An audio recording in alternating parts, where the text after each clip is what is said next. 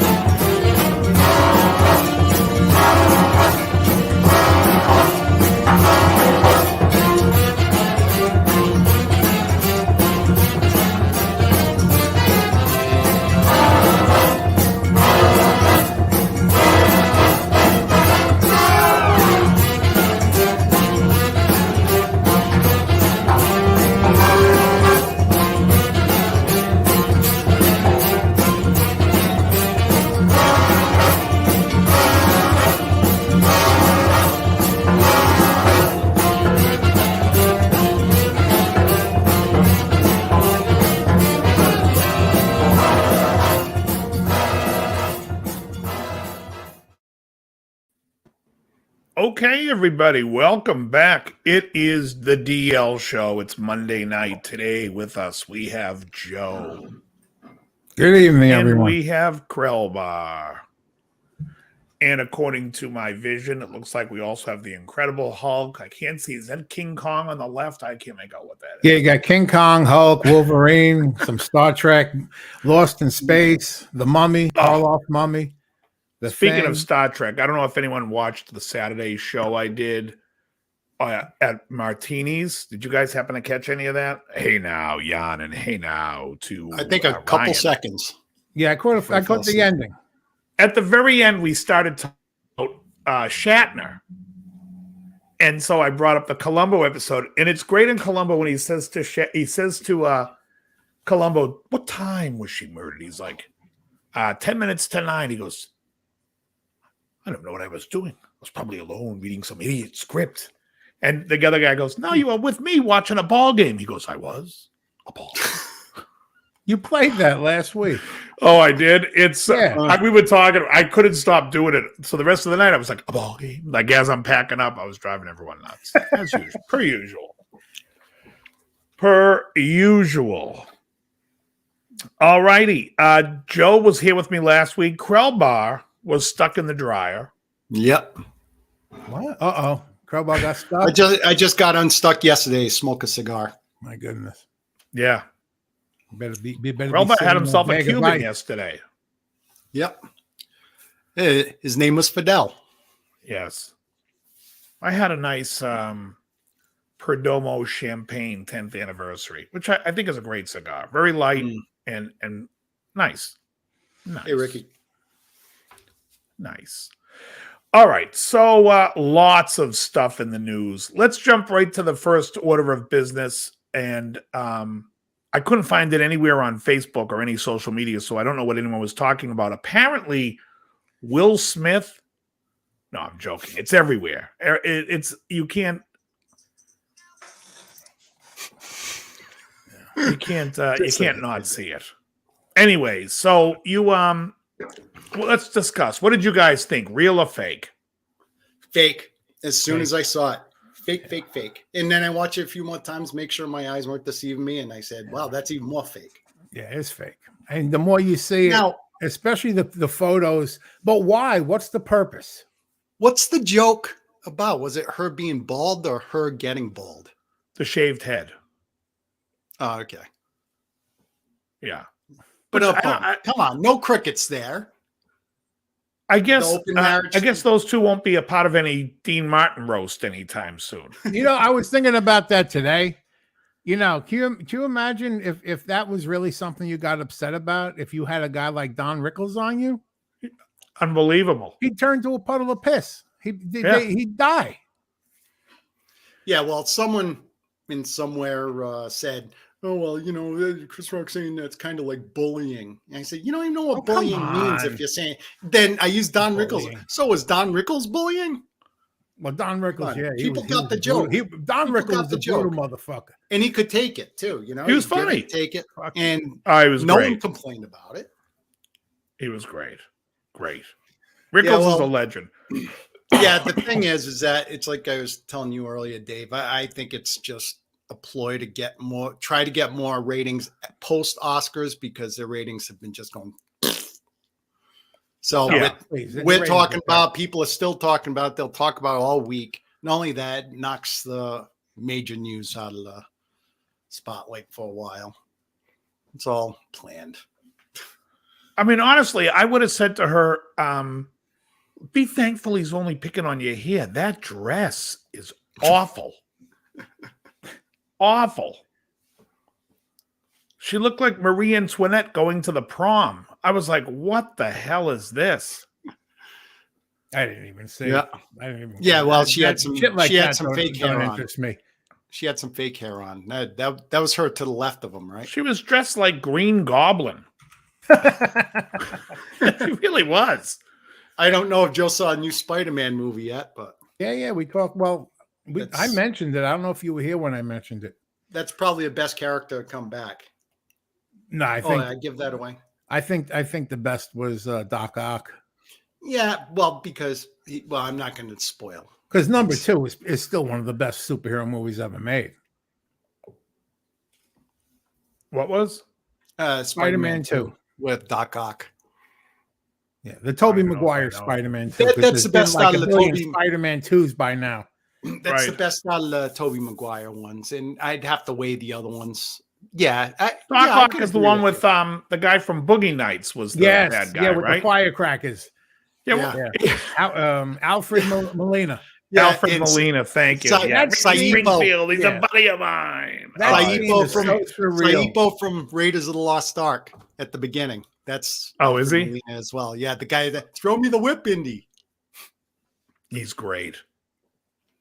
He's great. Giannis Esterla says he loved the 30 seconds of silence for the Ukrainians, which tells me that Jan watched the Oscars, which I don't think anybody else did. I just saw the clip. Well, I think he just watched. Yeah, he probably either saw the clip or he just watched it to see it 30 seconds because Yeah. nothing. So they couldn't Nothing get a else on that solid show. minute, just 30 seconds. You sound like Nat X. Remember when Chris Rock was Nat X on SNL? The Oh, yeah. blackest man on television. In the zoom camera. Black Dog. Right. My show's only, what is it? It was something like, because the man wouldn't give me the full hour. Whatever it is, it's like, it's great. Nat X. Excellent stuff. Mikey Anyways, says there's a people can't take a competition. Oh. There's a competition going on Facebook. I don't know if you guys caught it. Who's the biggest Taylor Hawkins fan? Everybody, it can't just be one person saying sad news, a young guy. All of a sudden, everybody knows this guy's whole career and like they were following him. I'm like, what? Yeah, he played for the Foo Fighters. Like, I don't know. Was he on the records? I don't know. I He's a don't think good he was. drummer. Yeah, he was a good drummer. Yeah. Very sad. And they said, passed Yeah. way too soon. But you're right. Everyone But expected. everyone becomes the professional mourner. If I had a Right. Deadpool going in the last 5 years, he probably would have been in my Deadpool each one of the years because I okay, knew enough yeah. about him to know that he had problems because Oh, that well. was cocaine's a hell of a drug. So was the other 9 drugs in his system. Yeah. And they said that he had 10 drugs in him. And, Really? Because at first I heard nothing. It's one of those things where they don't say anything, but when someone that young, and rock and roll, another country, something's amiss. It's not natural when he causes. first came out, everyone was like, "Oh, this is awful," because he's sober. Wow. And Yeah, this, see how that this is worked what out. happens, folks. That's what happens. That's Not the same good. thing that happened with the Jerry Garcia and other people too. Yeah, he got sober. It's like, he died. Yeah, in a very rehab. few people are going to outlast Keith Richards at that game. Yeah. He's cornered the market. Hmm. But yeah, no, it's a sad. It's always sad. I'm not trying to make light of the fact that it's a sad thing. What I am saying is, though, everybody on Facebook, it was like, I mean, when one person, like I would say, when you see 3 people post it, you're like, okay, all right, I get it. Like he's passed, and now I know the news. But they rush to go post it then themselves. You know what I mean? Yeah. Beat the other people to a punch. I'm the biggest fan. Now, there was a YouTube channel, and I can't remember what it was, where the guy was talking about this and was just crying. He was like, what do we do now? Oh, wait, that wasn't Taylor Hawkins. I'm sorry, Grell. What are you referencing? No, we won't go. It's just... Phil Collins called it a career this week. Oh, he's retired, Phil Collins? That's a shame. I thought that was kind of already done. Yeah. I saw a picture with Phil Collins and the 2 guys from Genesis. Someone posted it on Facebook maybe yesterday. And honestly, I thought Phil Collins in the picture was Gollum. Oof. Well, it's oddly enough you say that. It takes a second. Yeah, exactly. Precious. Oddly That's enough, you brutal. say that. Someone posted like a family photo of a guy, a girl, and a little baby, and you had one was Hitler, one was Stalin, and the little baby was Putin. And my first comment was like, "Is that Phil Collins?" He kind of looked like the little baby with Putin's head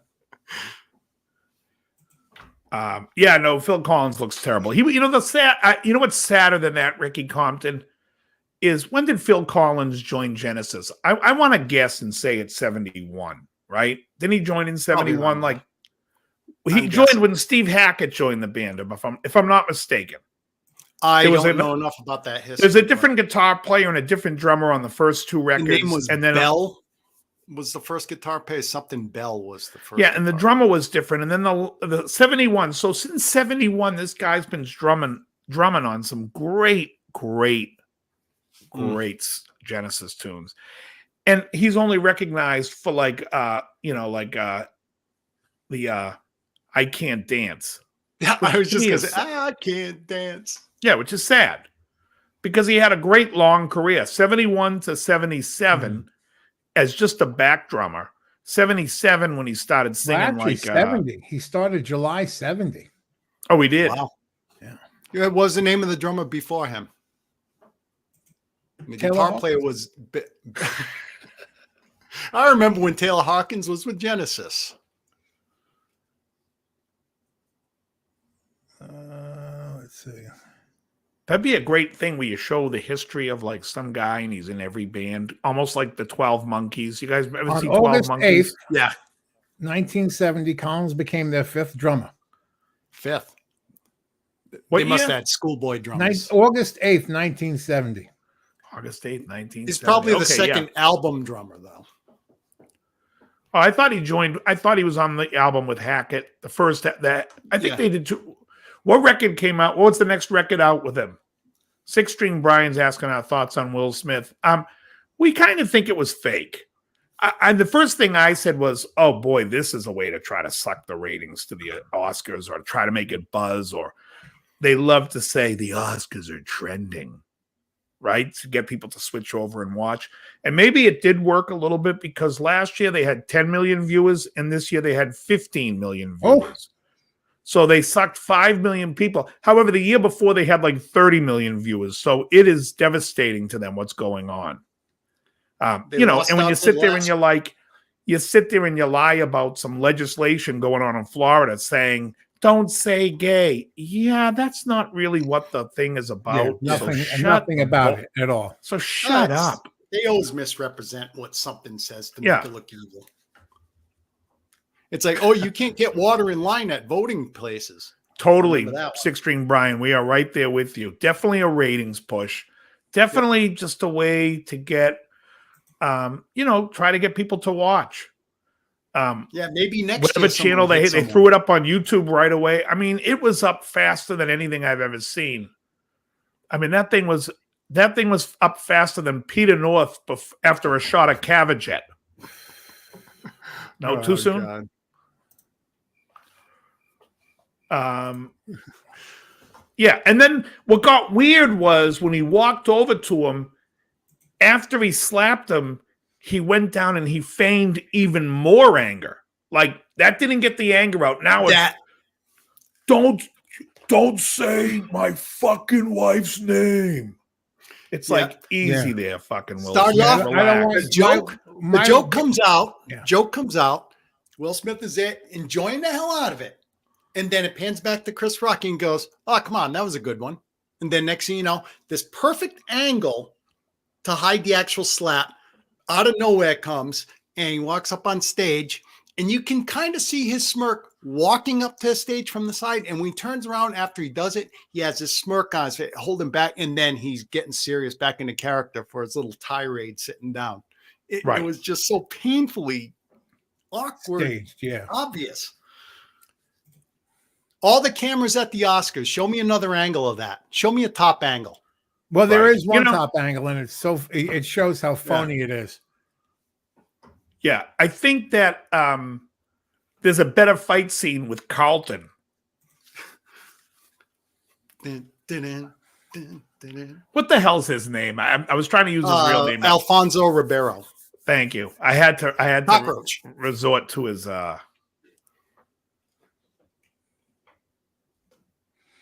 wouldn't hit or slap. He would knock him to the ground. Exactly, Lonesome Robert. You know what? I'm not sure who'd win that fight. I think Rock is tougher than he appears to be. I don't know. He was in Beverly Hills Ninja. He was great in that. Thanks for recommending that movie. Finally, it's like, well, you always recommended it. I finally watched like a couple months ago. It's just so hilariously stupid. Oh, Beverly Hills Ninja is one of the absolute greatest. The fish scene to come when he throws the fish and it sticks in the. Hold on one sec. Hey, who's driving this buggy anywho, huh? Let me guess. Don't tell me, huh?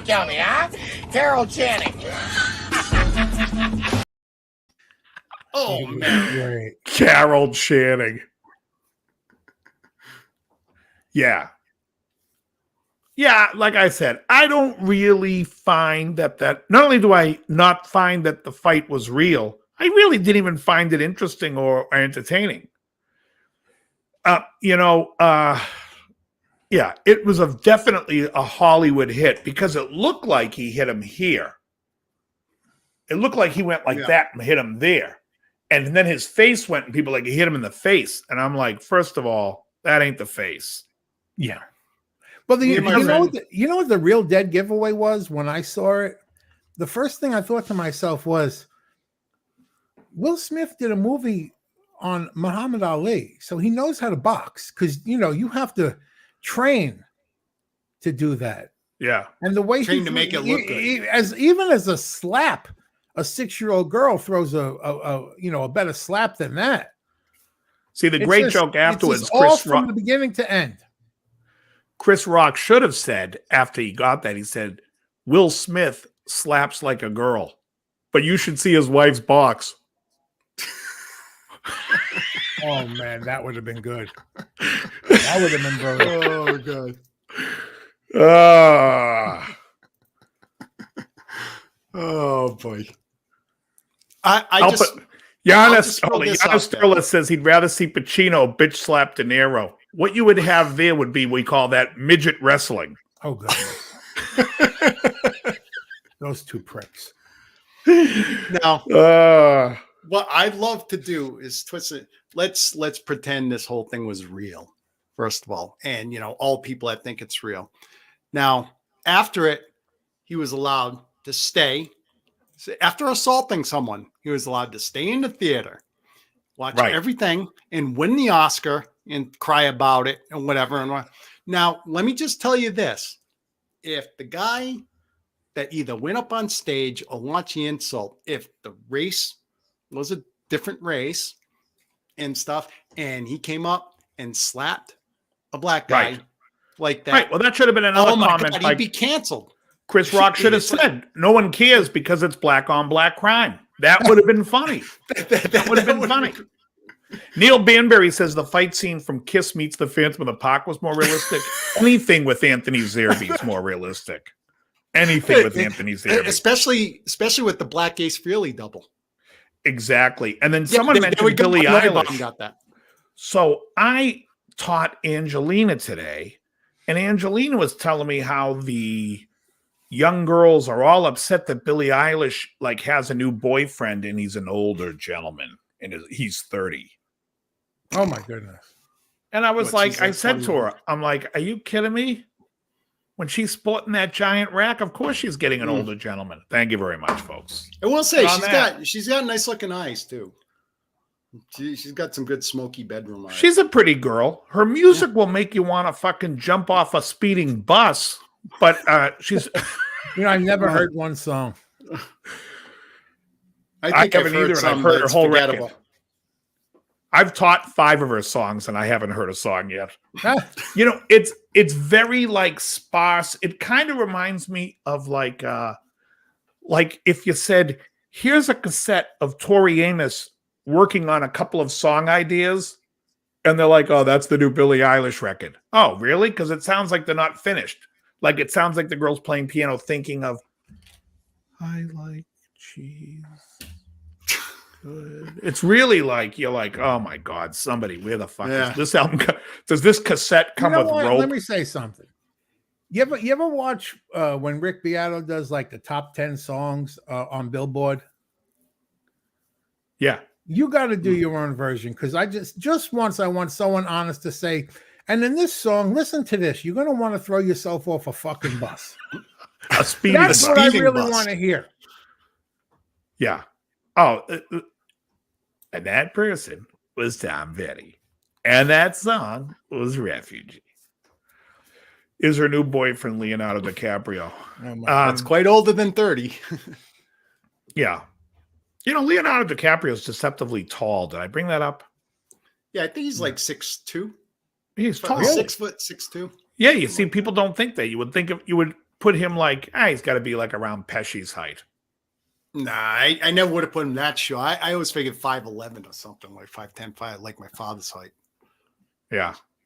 But that's funny because Joe was saying, I think he's around Quellbar's dad's height. What? Yeah, I'm joking. Exactly. He brings up his father's height, like we're all sitting there. We know what his father looks like. Well, I definitely know what my father's height was. So I kind of put it in perspective. The Black Ace was more realistic.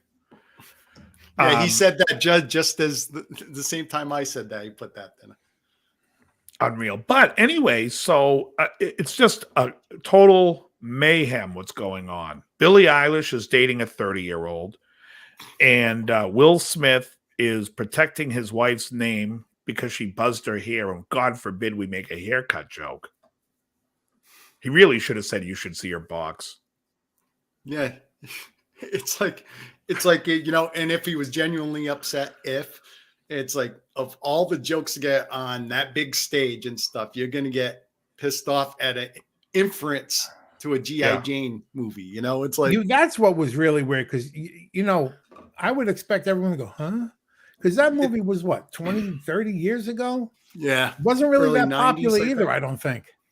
But they made a big deal. Like she has alopecia. What? Like this is like some debilitating disease. She has alopecia. Oh God, how dare they? Yeah, alopecia is when they just lose their hair. They don't really. It's not like she's crippled in a wheelchair and somebody has to feed her through a tube, and we're making fun of the fallout is she has to buzz her hair. No, it's. Yeah. I had a friend that had alopecia, can come and go at any time. How many guys, quote unquote, get bullied for going bald? How many jokes for us going bald? And it's like one little indirect inference to that, and people all up in arms, even though it was a fake stage thing. So yeah, it's so many levels of stupidity. Yeah. Again, the Academy Awards, in my opinion, have kind of turned out to almost be as bad as Rolling Stone. But I do want to comment on this. Somebody commented yesterday or today, the days they melt into one another, about, on my Prince video where I talked about how Prince is guitar playing is somewhat pedestrian, but everyone seems to go over the top about it. And this guy was like, your opinion doesn't matter. The professional opinions of the Rock and Roll Hall of Fame deemed it great. And I just loved the comment. I'm not even going to, but I just love the profession of the Rock and Roll Hall of Fame. Let's take a look at these jackasses. Who's in that and who's not in that? I just want to say this about movies. Everyone do yourself a favor, especially if there's a movie that's making the Academy Awards. 9 times out of 10, it shouldn't even be in the Academy Awards. Don't concentrate on movies coming out. Don't support Hollywood. Just friggin', there's plenty of, all the best movies have already been made. If you haven't seen them, go watch those. In the meantime, every now and then something may come out of Hollywood that's good. I sent you a picture on Facebook, Dave. Okay, hold on. Let me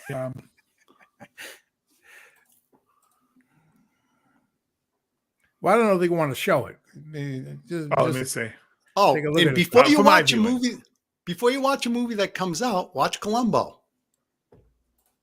Watch old episodes of Columbo. They're movies in themselves. Hour, 15 minutes. Oh, that's funny. Oh, what you're Well, reading.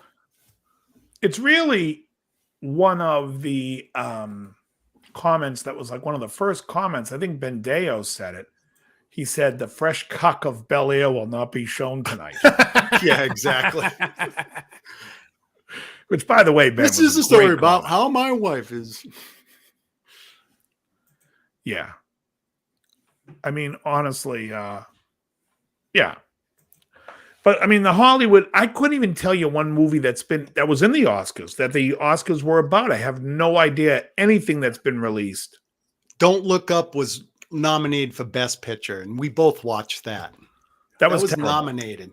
That it was god awful. Yeah, it was terrible.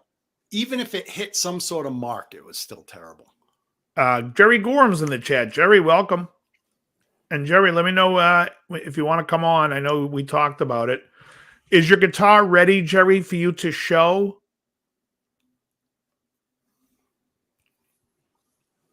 I watched the dog movie. I don't even know what the hell the dog movie is. Honestly, I'll tell you what I've been watching on, first of all, on on YouTube, there's a guy who races in Track Nation, and I watch his videos where he's just filming him racing in Track Nation. And then I watch Noah Kemet. I don't know what his last name is, but he plays jazz piano, and I get a lot of good ideas from him. I think he's good.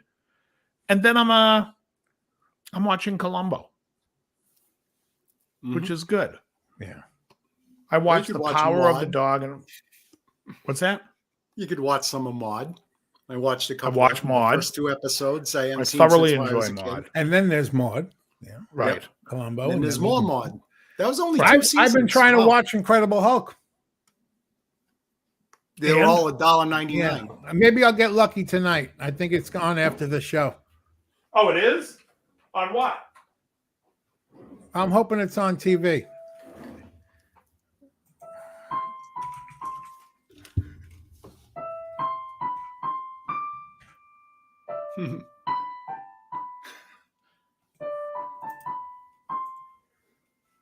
That's the saddest music ever made. Joe Harnell on piano, folks. Joe Harnell. Bobby He was in the Lopez Tommy Lou. Oliver Orchestra. Hey, Bobby Lopes, welcome. Yeah, I mean, it was a fiasco. What TV right now, what's going on is a fiasco. Let me see. Let me just look on the TV real quick to see if it's on tonight. The Incredible Hulk will not be presented this evening.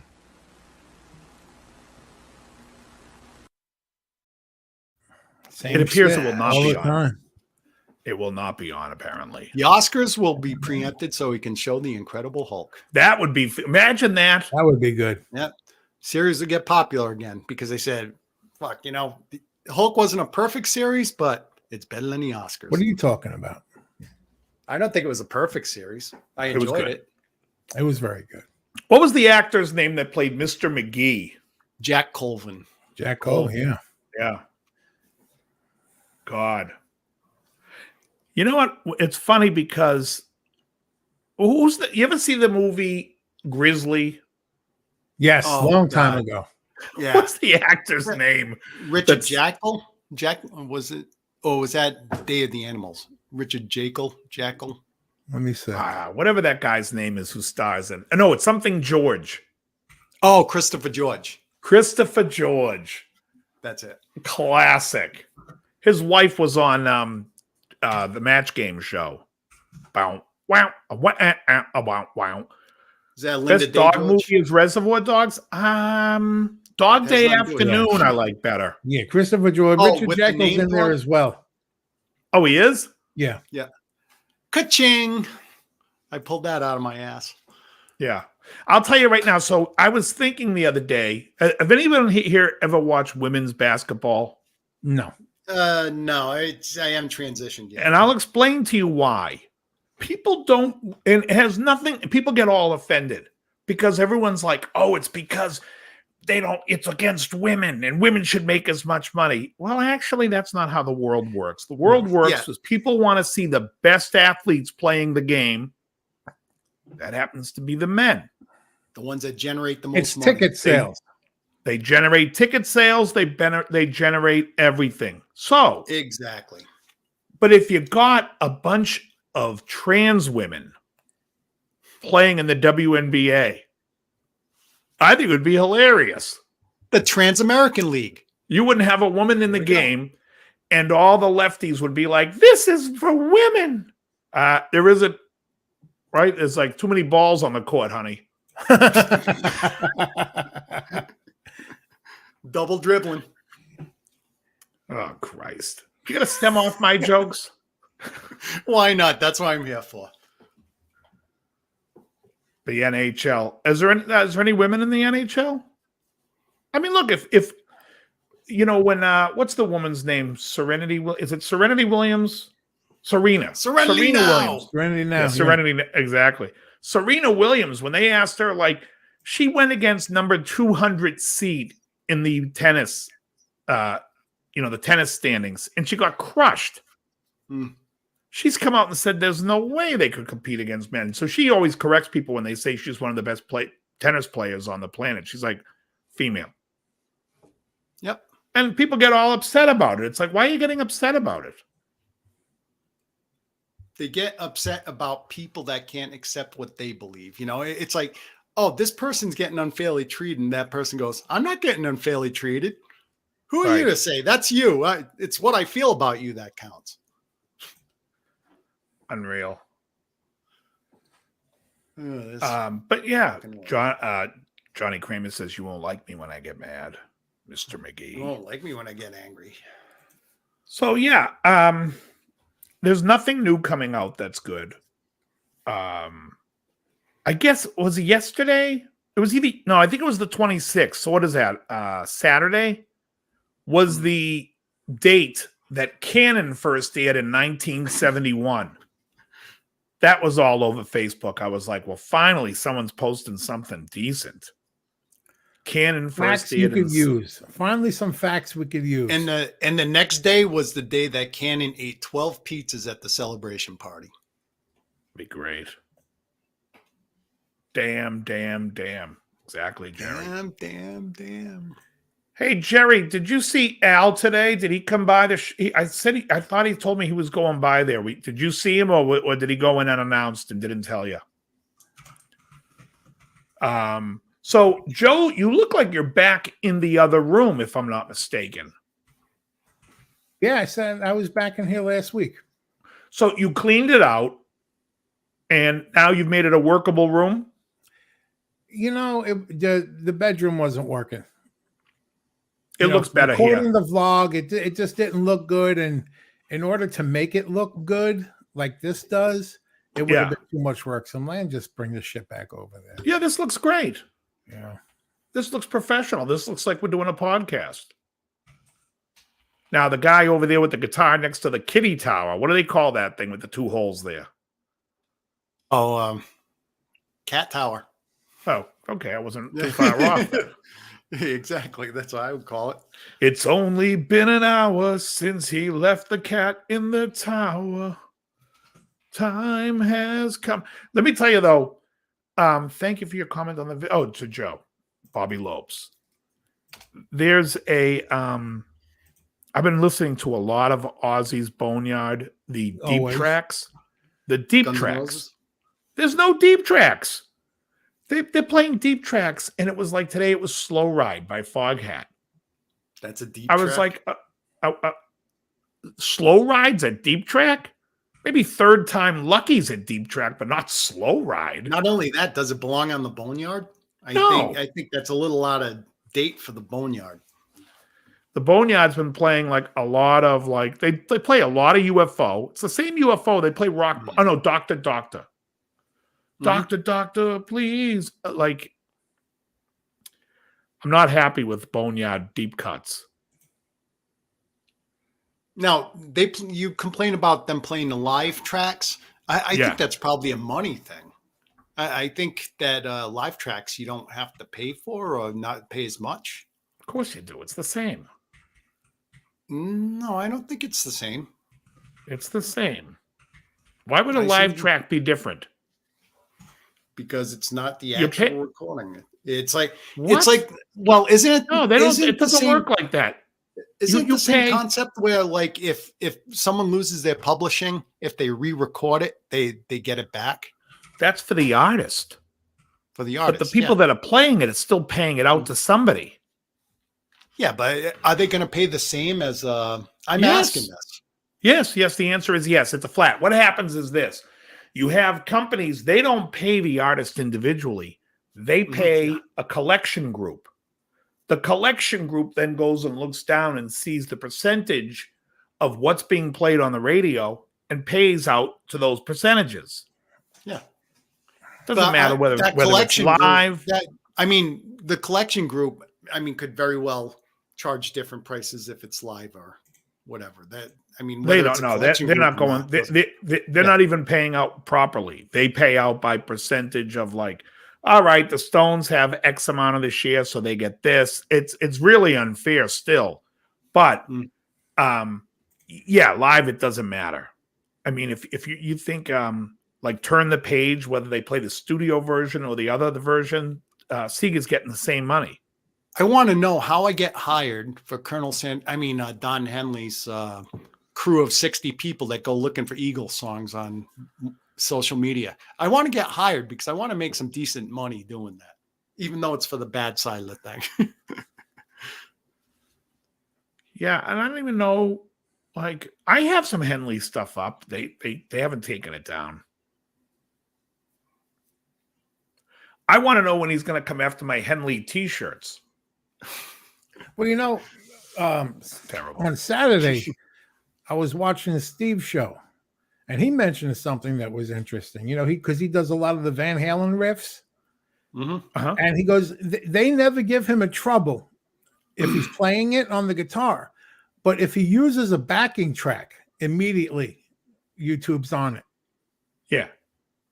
How about if he creates a backing track himself? Well, if it's too close, it's going to get flagged. Yeah. Now, Beato's got around some stuff by recording backing tracks himself. How's that possible? I don't know. Well, there's a difference, when you got millions of viewers and not as many millions as viewers, there's always going to be some kind of difference.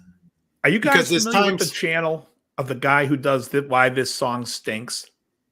Yes, I'm actually subscribed to him. I can't fit him in. Pat. Oh, I'm looking for this right now. Yeah.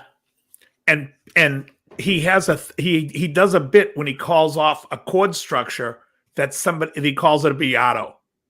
That's a 1564 Beato.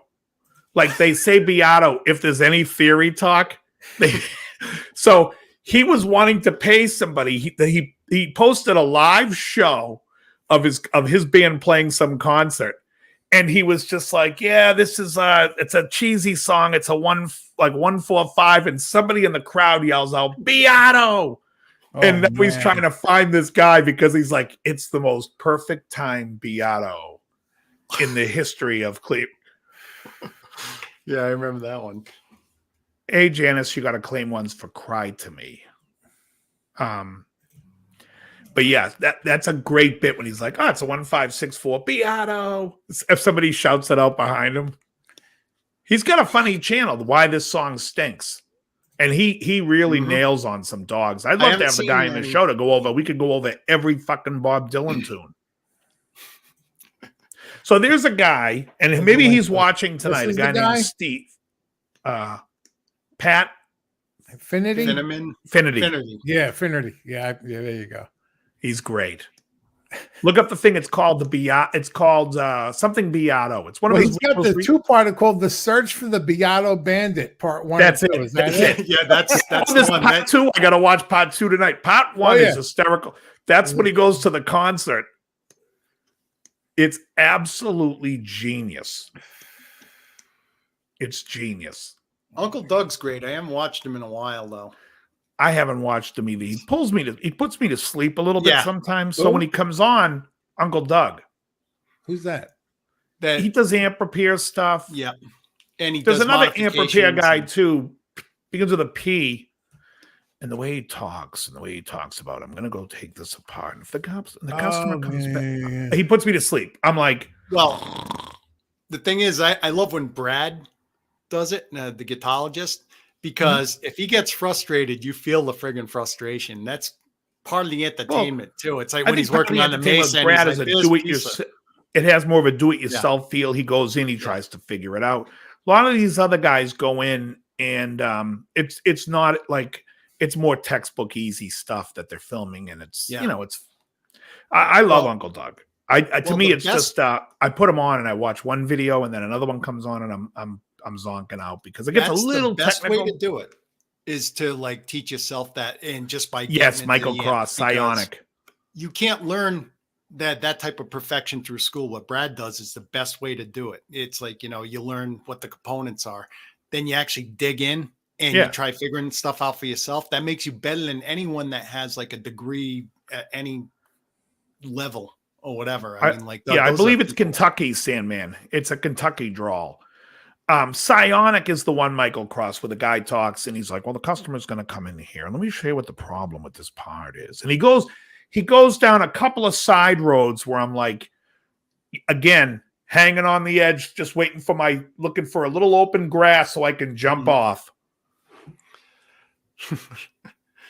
Beato. But yeah.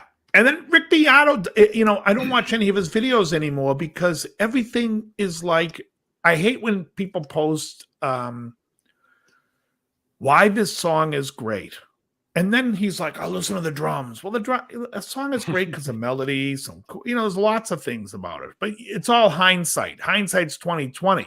He signed some bands back in the day, and he's produced some records back in the day. How come you didn't know those songs were great?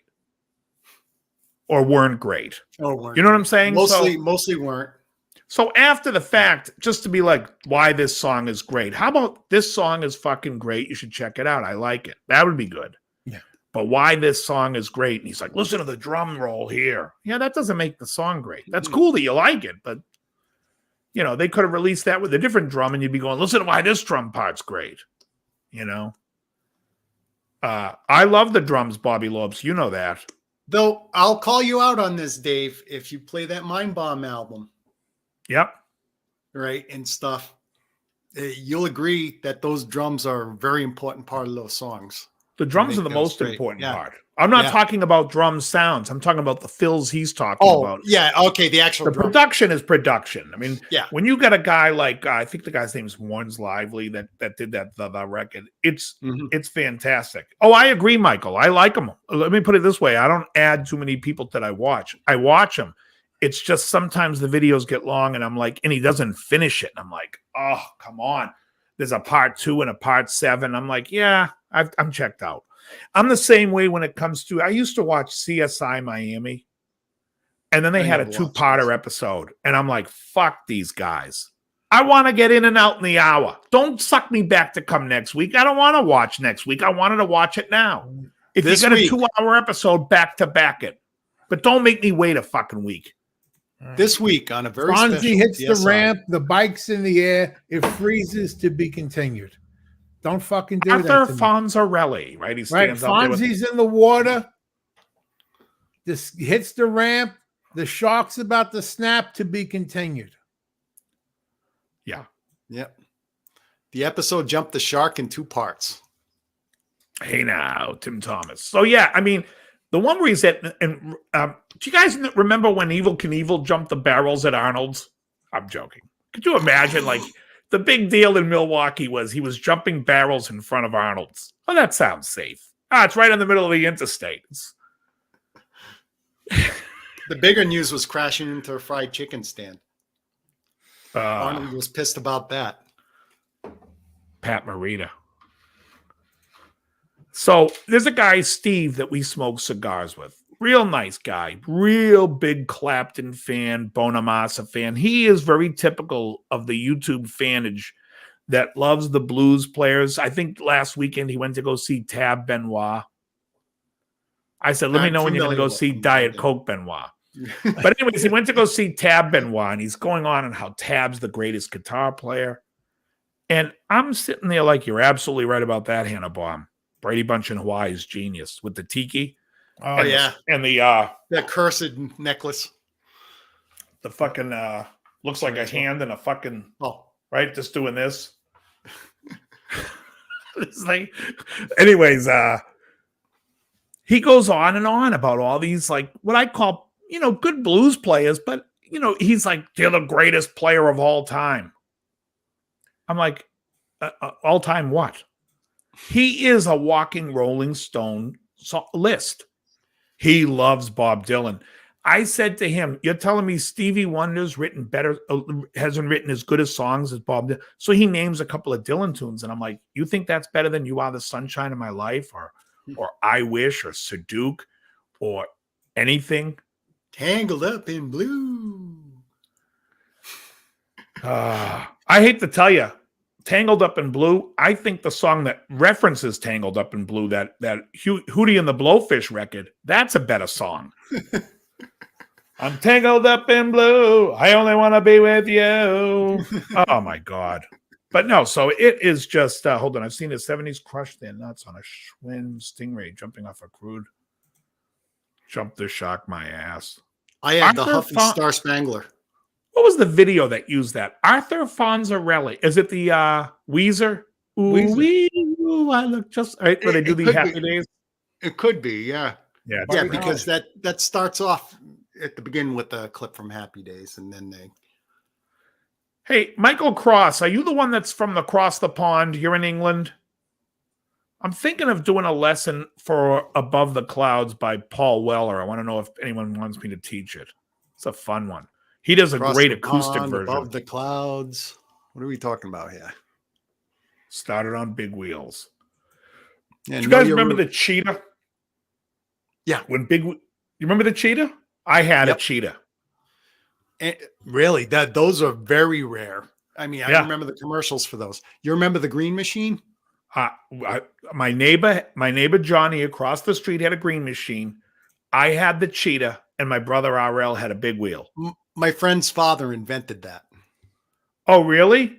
Yep. With it looked like you steer with the shifts.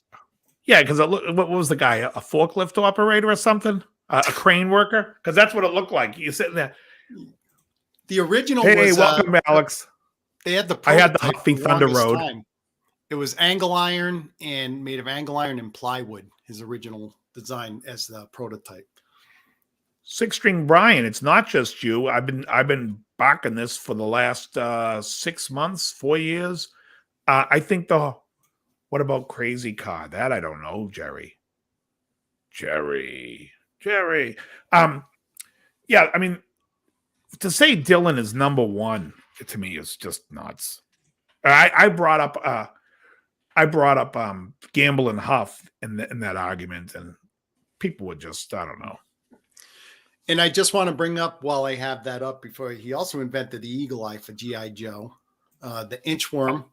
I had the Eagle Eye. I had an Inchworm. Yeah, the Kung Fu Grip. I had the Kung Fu Grip. I also had the Steve Austin with the. With the. He had nothing to do with that one, but it also, my friend Mike invented Marching Mickey Mouse. You grab the hands and it walks. This was all around the same time when Stouffer's was spying on the Krellbar home. Yeah, exactly. Trying to steal the recipe for French bread pizza. They heard there were rumors stirring that there was someone making French bread pizza. So Stouffer's unaware of how this could possibly be done. They were like, what does that even mean? You put sauce on? No, it's got to be something more elaborate. So they put spies over at Krellbar's house. 24/7 spies? They were at my house 24/7. They were. That's and finally, they figured out, they were like, okay, he's cutting the French bread. All right, write this down. He's cutting the French bread in half. He is putting on some sauce. He's adding a little bit of mozzarella, not a lot, a little mozzarella. Ooh, it looks like he's adding a little Parmesan, some. Well, here's the new story. And now it's going into the toaster oven. Note this, it's not going into the oven. It's going into the toaster oven. Okay, pull back. It was actually invented in the 60s before I was born. Not by Stouffer's. Are you sure? But we went over this. But my new story is that the inventor died and I was reincarnated. There you go. That's more believable. There we go. That's more believable.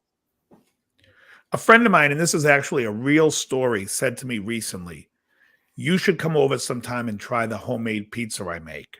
I take Wonder Bread. That's how he starts it. I take Wonder Bread. Ooh, no. Put on sauce and cheese and put it in a 500-degree oven. I'm like, tell me the next time you're cooking it, I will get the fireman over there in the ready position. I will tell you, I can make a good pita pizza, but you have to get the specific type of homemade pizza with Wonder Bread. You're going to go in a 500-degree oven. That's right. It's absurd. With Wonder Bread. Let me just say this, guys. Sunday, I had a Town Spa pizza, and it was fantastic. It was a good one. It was a good one. And their sauce, I won't tell you the recipe, but I have it. I may be opening up a pizza place with it. I'm stealing it and running away with it. It's fantastic. Open it in Rhode Island. Those yo-yos down the street. I tell them about that plan to take that sauce and make regular pizzas with it and stuff, and you could create a good business, and they're not running with it. So, yeah, Fez, that's exactly the conversation was like. I start with Wonder Bread, and I'm like, "What? Stop right now! What the fuck are you talking about?" And then American cheese on a pizza. Yeah, it was like, you got to try my pizza. So when someone says that, I'm like, oh, yeah, what do you do? It's Wonder Bread. I'm like, what? Now, this guy is a real nice guy. He had a birthday years ago. And I, like 2000, God, I guess a while back. I go to his birthday party and they're offering me cake. And I didn't know who made the cake. And I didn't want to know who made the cake. It was made in somebody's house. But I'm looking around at the cast of characters and I'm like, I don't want to look at any one of these people's kitchens. There's no way in hell I'm eating this cake. They keep trying to push the cake on me. And I'm like, listen, I'm a fucking diabetic. Stop pushing cake on me. I have diabetes. I can't eat cake. They all stopped. It was like 3 or 4 people telling me to, finally leave me alone. My buddy whose birthday it was, I'm walking out towards the door to leave. I say goodbye to him, and he goes, hey, dude, I had no idea about your diabetes. I go, I'm not a fucking diabetic. I just don't want your fucking cake. And I walked out. Oh, the next day he called me, and he goes, what a fucking ball buster. I'm like, what can I tell you? I didn't want the cake. You guys were trying to slam it down my fucking throat. Going on. Yeah, you want to fucking give me some cake? Make sure it's an orange cupcake from Hostess, and it's sealed with the 2-pack. Then I'll eat it. Yeah, enough chemicals in there that even if they have a bad process, it's going to get killed by the chemicals. And by the way, thumbs up killed on the the orange joke. Cupcake. Oh yeah, very good. Mediterranean style, boys. Yeah, I'll tell you the sauce that Krellbar is talking about at this place in Rhode Island. They don't use cheese on the pizza. It's like a focaccia bread with Town Spa pizza sauce. Mm-hmm. It's fucking good. Now, me and Krellbar have a disagreement of how you're supposed to eat it.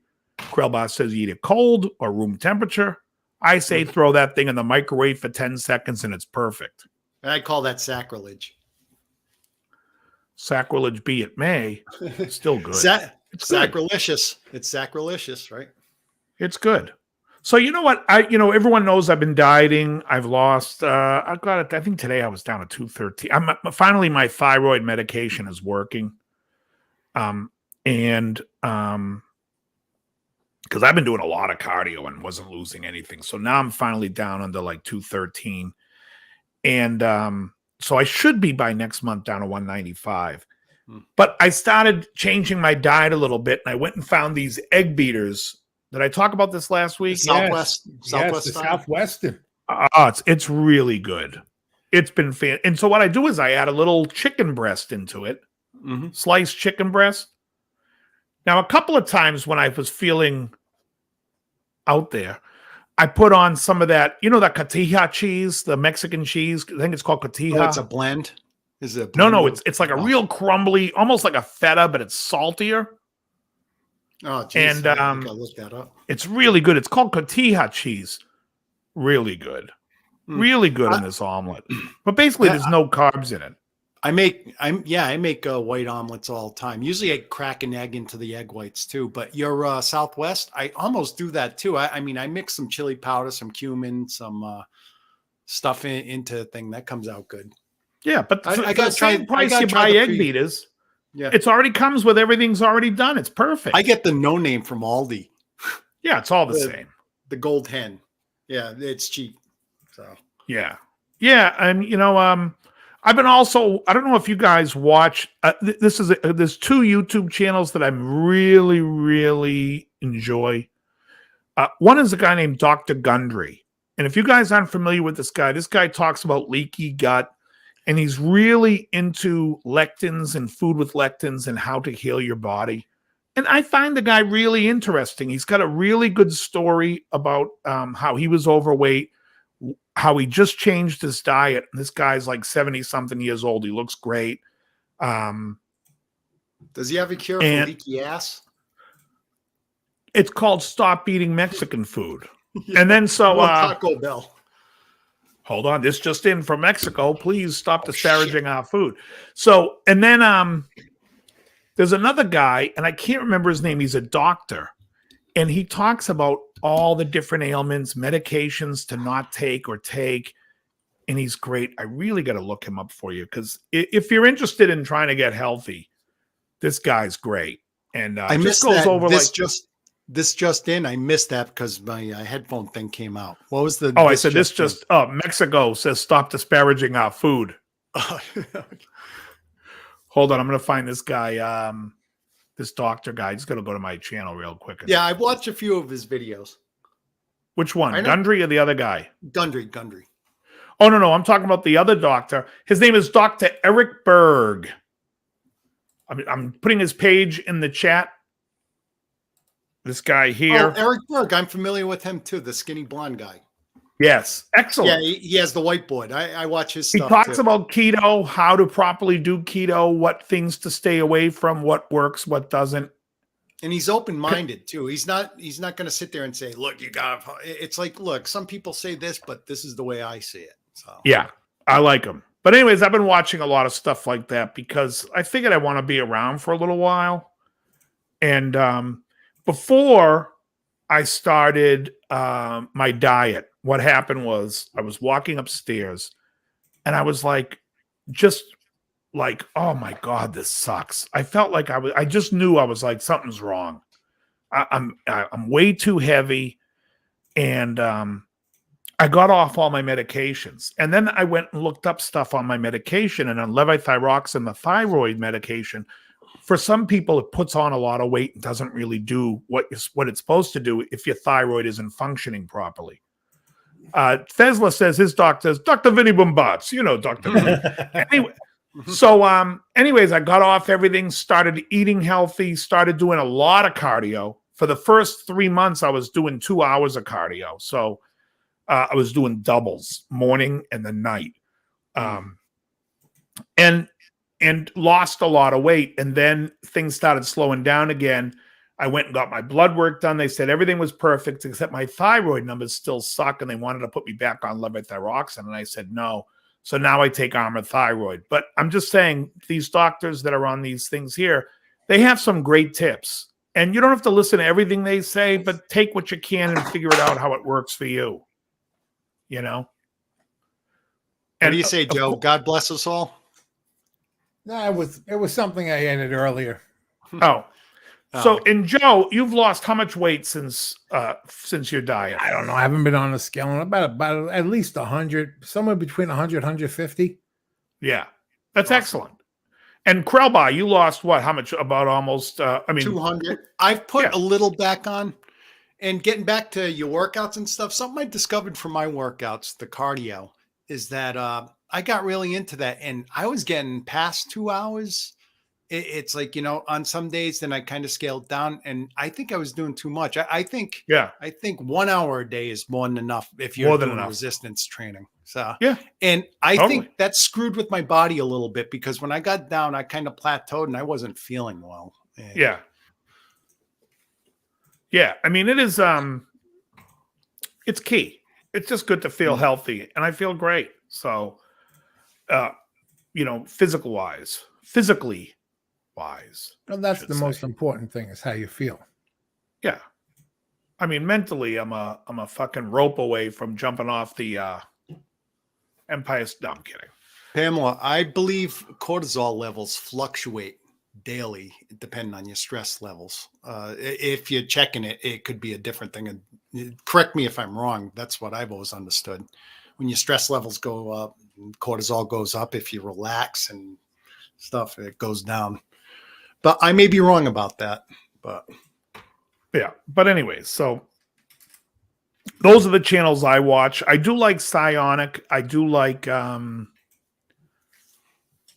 Uncle Doug. They just don't come up in my thing. And sometimes I don't want my brain to even work. Like I don't care if someone wants to teach me something.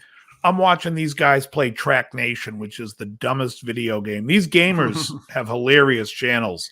Oh, and I've also been watching people that play bots on cheat on chess and this guy outs them. It's great.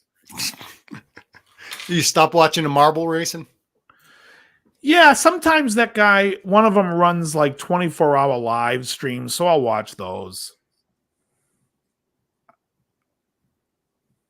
That's a funny Martin Taylor. Yeah. Artie Lang. A young Mark Hamill. What was his name? Oh, Gabe Kaplan. Motel Hell. A young Rory Calhoun. Oh, yeah, that's... Yeah, you know that actor, the one that used to stand up all the time? Rory Calhoun, sir? Yeah, exactly. Yeah, thanks, Pam. Yeah, Pam was she had some difficulties with her legs. There was some pain or something like that. I said, just stop walking. Just get on the treadmill and start walking. And now she's like, has no issues with that.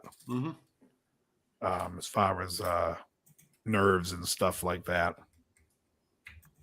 But yeah, Gundry's great. The other guy's great. I just watched a video, Arnold Schwarzenegger working undercover at Gold's Gym.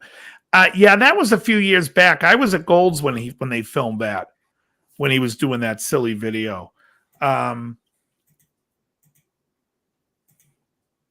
Yeah, no, the amp stuff's really cool, Lately, it's been like, there's a lot of walk-ins free and easy. That's right, Jerry. There's been a lot of stuff like with people in their tubes and whatnot. Non-stop. And people just they're so into what I call nonsense.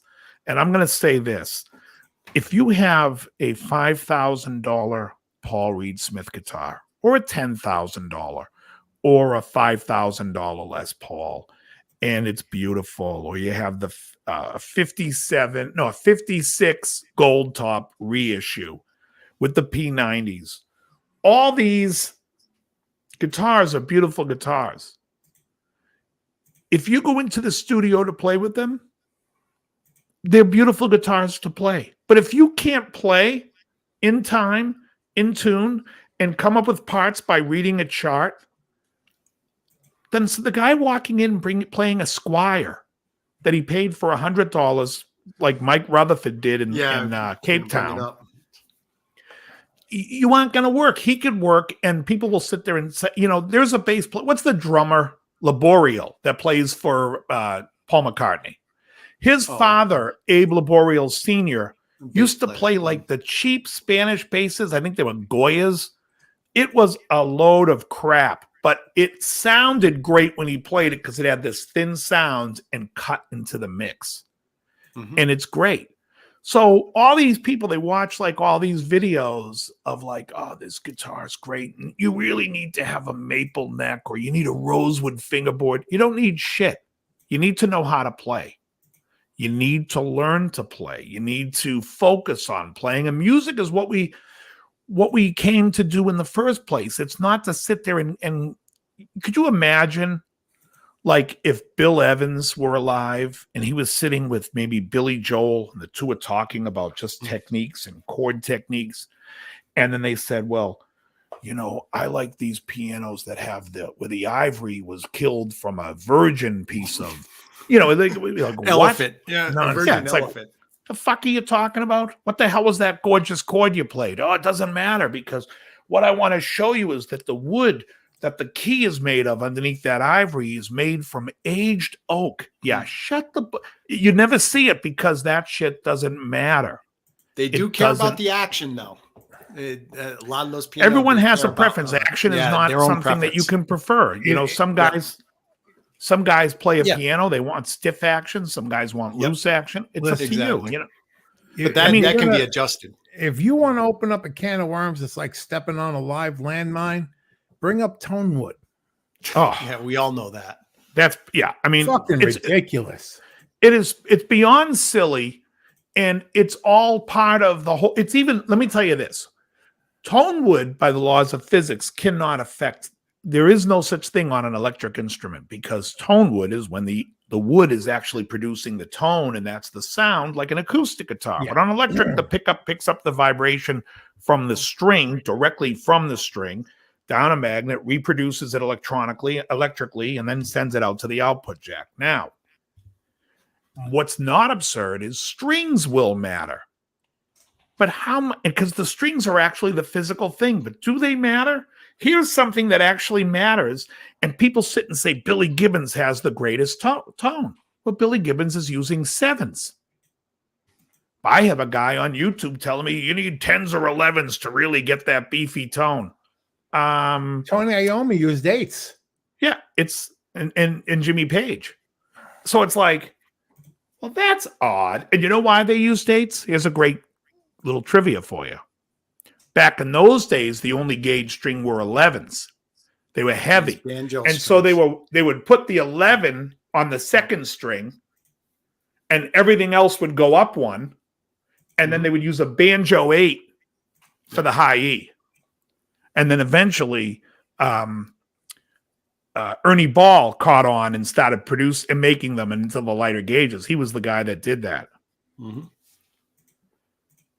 So, but anyways, the whole point I'm making is it does not matter if you want to watch videos, you want to watch you want to watch pedal videos. So a friend of mine last week told me that the Jeff Beck version of the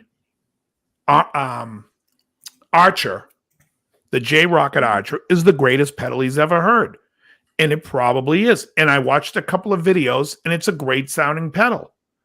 The big thing about pedals, folks, is what are you putting it in front of, and what is the guitar you're using?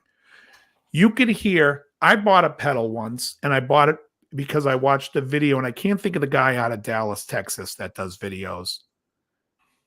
Or Austin, Texas. Begins with a K. I can't remember his name. Anyways, he did a video using this pedal, so I went out and bought it. I had to find it. It was only in a shop in Canada. I had it. I bought it, got it, and I'm like, yeah, that doesn't sound like his. Doesn't sound like his. So then I tried tweaking it, put another pedal in front of it, did a bunch of stuff. It was a great sounding pedal, but it was nothing like the demo I saw. So whatever you're using, if you like the way it sounds, work it into the way it sounds. When Van Halen was playing that Marshall, he used a Variac, he used a fucking MXR piece of shit phaser that most people today would scoff at, but it works. It works, and if you can play, it doesn't matter. I mean, people sit there and they talk about, Gilmore. Oh, Gilmore's tone's amazing. Well, let's take a look. If you look, there's a page by this guy Bjorn called the Gilmore-ish, where he studies every little piece of minutia this guy's played, every little thing. And you can see every record, it's different. Every record, the board is different, the amp is different, and he's swapping the neck from maple to rosewood every other album. And every album, it sounds like fucking Gilmore. You know what I mean? So don't focus so much on, and that's really why when I do my lessons on Mondays to play acoustic, it's so you can kind of learn the voicings of songs and hear things. And sometimes I add like chords to make the piano sound like what that's doing to the song. But yeah. And I tell you, by them worrying about that, it just makes it so complicated. There's enough about music to worry about that you need to learn without having to worry about that stuff. It's liberating to get that shit off your shoulders. Because I mean, growing up, we bought into some stuff about guitars when we first started playing stuff. May have bought into a tone wood thing, and then someone said, "Oh, it's mahogany," and I gotta get mahogany. It's like, but well, the point is at the end of the day, no one's saying about Jimmy Page, "Oh man, Zeppelin 2's the best because that one had this tone and this," and no. It's all about the songs. And yeah, you don't know whether he's playing a Telly, whether he's playing a Les Paul. You don't know what he's fucking on that Jan Electro. He's playing a cabinet furniture, Formica with tape and strings and a lipstick shitty pickup, and the thing sounds fantastic. What's that name of the shop around here? Was it Discount Countertops, or yeah, they had the advertisement on the? You could go there and make a guitar, have them make that guitar for you. And honestly, you could play Cashmere. People have no fucking clue. It's all about songs. It's about songs. And so that's what I'm saying is people really need songs are what's important. And I'll tell you what song it isn't about. The answer, my friends, is blowing in the wind. I'll tell you right now, if I was alive during those times and listening to music, I would strictly be jazz. I'd be listening to Blue Note, Freddie Hubbard, Ready for Freddie. I'd be listening to the Art Blakey band, which I love all that stuff still. I listen to Miles Davis and Coltrane Giant Steps well before I listen to some idiot. The greatest songwriter of all time, according to Rolling Stone. The answer, my friends, is blowing in the wind. I'd be like, yeah, can we get the nauseating Jewish guy out of here? Thank you very much, folks. Yeah, I never forget. Plant Page didn't make that list, but Taylor Swift did at 97. Yeah, oh, God. It's unbelievable to me. It's unbelievable. Well, what's unbelievable is that the article was submitted, and whoever the editor-in-chief or somebody up there didn't come to the guys, or have the guy come to the office and say, "Are you out of your fucking mind?" Right. Do you remember that Cheech and Chong bit? Mind? Do you remember that Cheech and Chong bit? Okay, that Which shit. one? There's a Cheech and Chong bit where they were watching a Japanese movie, and the guy says, "We are going to perform the ceremonial whatever," and he's like, "We are going to fly our planes high in the sky, and we are going to come crashing down on our enemies, killing our enemies and ourselves. Before we do this, are there any questions?" And some guy's like, "Honorable General, sir." So, are you out of your fucking mind?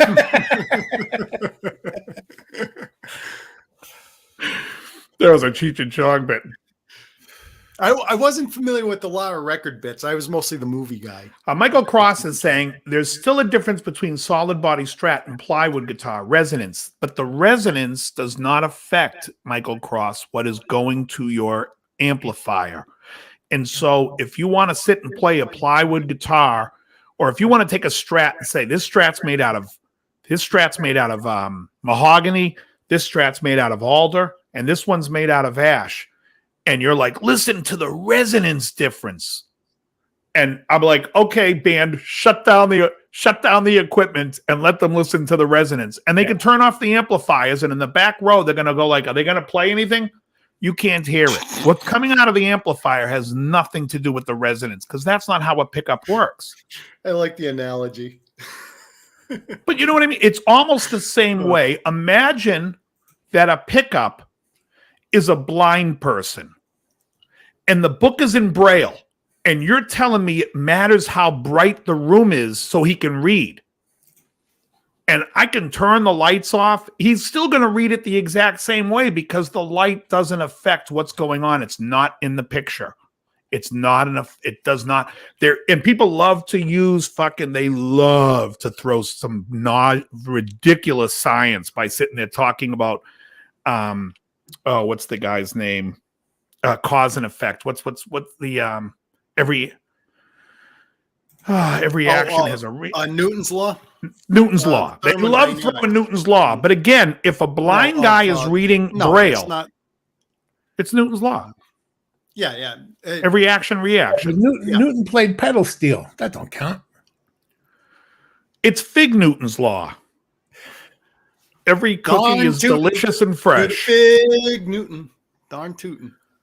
Not only is the ES335 plywood tops, for a while, Samick was caught making them with pressed paper and got in trouble. And I guarantee you there isn't one person out there playing it that knows the difference. But when it comes to an see, you guys are confusing acoustic because someone's talking about Esteban. An acoustic guitar is a resonant instrument, and the wood is what you're hearing. That is your speaker. That's like saying a speaker doesn't matter. A speaker matters. But when we're talking about electric, it's the blind guy reading Braille. And you're all telling me, yeah, but this light's better to read in. It's a blind guy reading Braille. He doesn't see the light. Well, a pickup doesn't see vibration. It just sees the vibration of the metallic string, something that is magnetic, ferrous material that is vibrating in front of that in that magnetic field. That's all it sees. It's a magnetic field. There's disruption in the magnetic field. It sends the signal down. The fact that your bridge is now vibrating, you can say, oh, it's vibrating back to the strings. Number one, bullshit. Number two, even if it were, which it isn't, it wouldn't change the sound of the string because the string is a constant.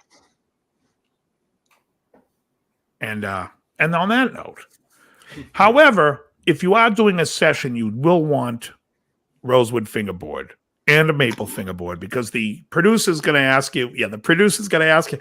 Producer's like, I've had many phone calls at midnight asking me to come to a late night session. And let me tell you how those phone calls were. Come down. You're going to play some electric guitar.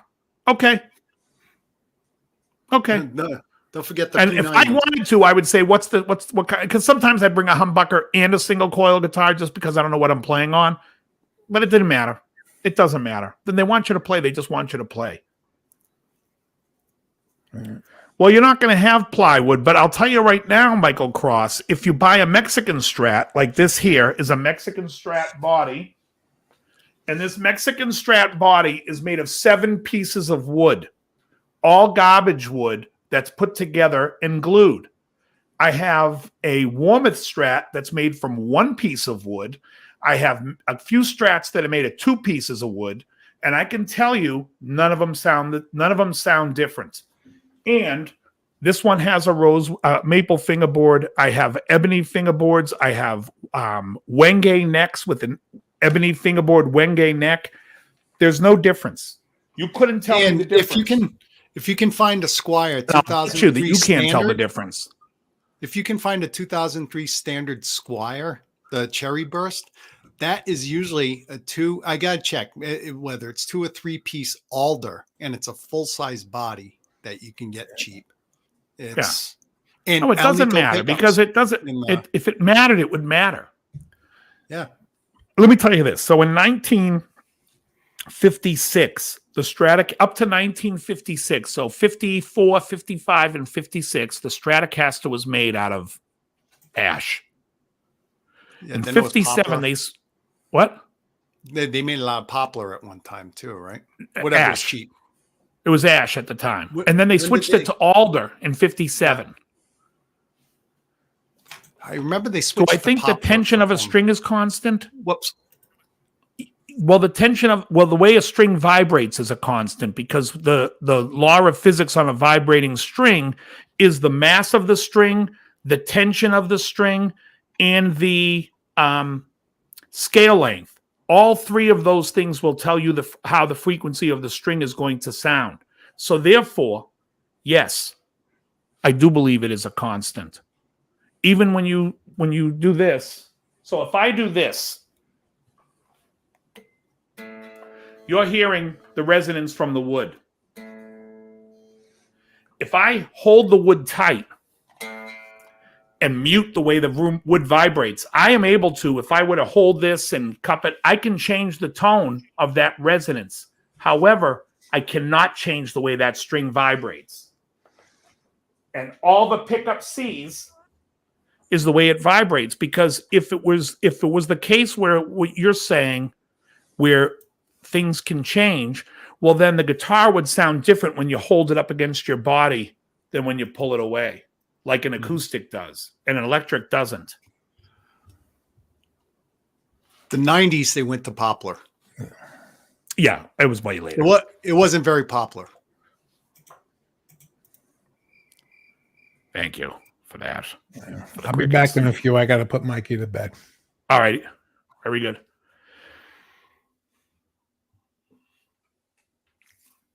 Well, it'll fluctuate, Squire. What you're calling the tension on the string will fluctuate, but it fluctuates the same every way. You can't change it. So if I play this guitar like this, that has a more direct sound difference to the guitar's sound than if I were to play it hard. But no matter what the wood is that the guitar is on, it won't matter. And Squire, anytime anybody wants to gamble with me, we'll go in StreamYard privately. I'll put up my amp. I'll black out my screen. I'll play 4 different strats from 4 different woods, and you guys tell me which ones they are, and you can tell the difference every time. We'll bet $100. I'll do it all day. It'd be faster than lessons, because nothing is better for me than when people tell me how the body has a different sound, and I'm like, okay, let's do it. And then when the test comes, they're like, oh, you start hearing the excuses of why they don't want to pay. Well, they were really close, but they are different. I can make the same guitar sound different with headphones just by moving where I pick the string. But I can make 2 guitars sound identically the same by picking it exactly in the same place with the same pickups. Yeah, I'll take on that bet. Honestly, it'd be great. That'd be a better, if I could do that for a living, that would be my job. Where people come in every 15 minutes, I go in and one-on-one, they tell me which guitar is what. I could retire after a year. Yeah, open up a Tonewood table at Foxwoods. Yeah, put your bets down. I can't even get into that argument, Squire. When somebody says they'll debate the math, but they don't think they can hear a difference, well, we're talking about, is there a difference that you hear?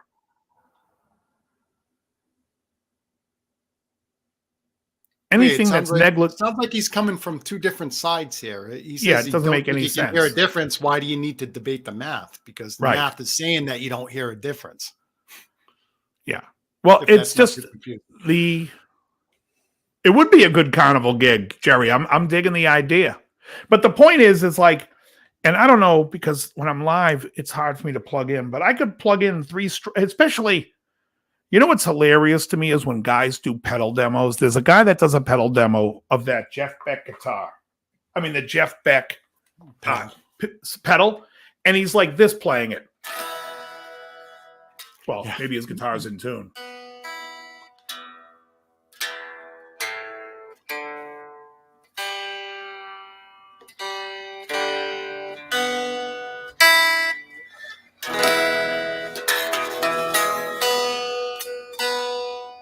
Oof. Still out. Sharp.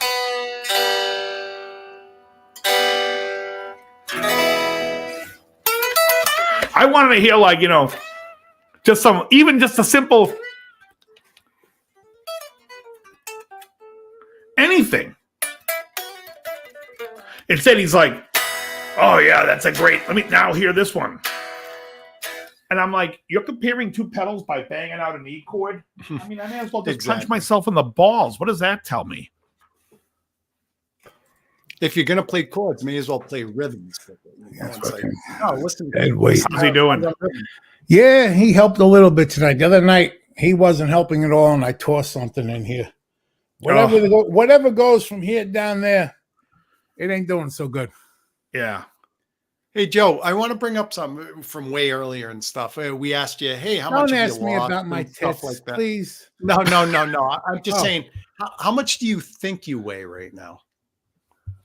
Probably somewhere around 4 to 420. I'm hoping I didn't put too. I know I put some back, but I hope I didn't put too much back. You're getting at the point where you can use actually a glass scale. I've got a glass scale that does up to 450. I could show you the brand. I got a scale, but the thing's a fucking liar. Like you go on it 3 times, it'll say a different number each time. Well, you know what it is? Every day you've got to put it on the same spot on the floor. Right. Because if you don't, I mean, like there's little things that'll throw it a little off. That's a great new song. It's getting to the point where you can use on the same spot on the floor. I have enough trouble pissing in the same spot in the bowl, and the bowl hasn't moved all these years. Ladies and gentlemen, I am now thoroughly going to. Yes. Yeah, anyways, my point about everything was not to get into a debate about Tonewood because that's just a silly debate, but it's just talking about that really songs are what matter. Number one, without a song, you don't have anything to play, and that's number one. That should be the first thing that everyone's thinking about is songs. I mean, when we sit and talk about music, we talk about the great songs, and everyone likes different songs, but we're all motivated by songs. Joe, what was the first song that you were like, when you learned on the guitar, you were like, oh man, I got that? Oh, War Pigs by Black Sabbath. Great song. Yeah. And I learned a lesson with that song because, until I had gotten that, and I was taught by that by my guitar teacher, and I was playing to the record every day. Like, the minute I got home from school, I had been relegated to the basement until my parents felt that I was really serious about the guitar. They didn't want to hear it. And I remember one day after playing the song to it, for the billionth time, I come out of my bedroom, my mother's sitting in the living room watching TV. She goes, "What's this song you're playing to?" She goes, "I like that." And my head is, I says, I'm in high school. I'm like, "You like War Pigs by Black Sabbath?" Yeah. And that's when I learned that if you listen to something enough, you'll like it. A hilarious headstock and Hannibal. Yeah. Nitro lets the guitar breathe. All those guitars back in the 50s and 60s that were sprayed with nitro were also dipped in Full-O-Plast or Homoclad, which is basically like plastic. They're sealed in like a sealing plastic. So that means if you have something sealed in polyurethane, you have to give it artificial respiration. Come on, that's not that bad. Anyways, what was the song for you, Krell? Oh, the song. As far as the rhythm wise, I'd say Black Sabbath, Paranoid. Really, you and Jerry. First, and as far as the solo, I mean, not the entire solo, but basically the first half that doesn't go to that fast part at the end was "Runaway" by Bon Jovi, slowing down the 45 and spinning it on. So you started guitar late. Yeah, I started in 1984. Okay. I started bass in 1982. For me, it was Black Diamond by Kiss. I learned it on acoustic. I was like thrilled to hell that I could play it. And I think the leads for me, it got to when I was playing one of the Judas Priest songs off of Unleashed in the East. I could play that whole album right along to the album. Every day I'd come home from school I'd put it on and play right along to it, doing all the Glenn Tipton parts, or what I thought were the Glenn Tipton parts, I should say. Hey, Head Start Karen says, "What if what's the echo? asthma? What's with the echo? How do we start echoing all of a sudden? I don't hear an echo. We're echoing? You Oh, guys I hear the think I hear echo, a or is it little me? I was hearing it. Now I don't hear it. I have nothing on. Oh, I don't hear it now. I don't hear it anymore. Okay, good. House of the Rising Sun. Yeah. And so you know what I'm saying? So songs is what gets you to play. You get excited by playing songs. Yeah, and so that's why, like, for me, on my channel, when I do the lessons, I think of songs that it's like, you know, would be a cool song to sit and play on acoustic would be, you know, so this week I did what was today's? What the hell? A Madman Across the Water by Elton John. And it's a cool song. You know, it's just a cool song to play. And there's a Priest song that, I keep hearing Metal Gods, which I love that too. I love everything off of that album too, British Steel. And That's I love a great everything on the album. first side of Except what? United? You don't like I don't like United. It's a little I it's a know little that's the one silly. you don't like. Yeah. I like Screaming for Vengeance. Oh, Scream of Vengeance is a great record. I just think that it's a little yeah. You know what though? I'll tell you what's funny, Joe. You came in my mind the other day. I was in the gym and I'm listening to Iron Maiden, and then a Judas Priest song comes on, and I know why they say Priest is tighter. Why? Because they record drier without echo. And all the Iron Maiden guitars, when they do double harmonies, their echoes are together, trailing together. They're both just as tight, but it's actually the production that they're talking about, not the band. But they confuse it with the band by saying a little bit. Yeah.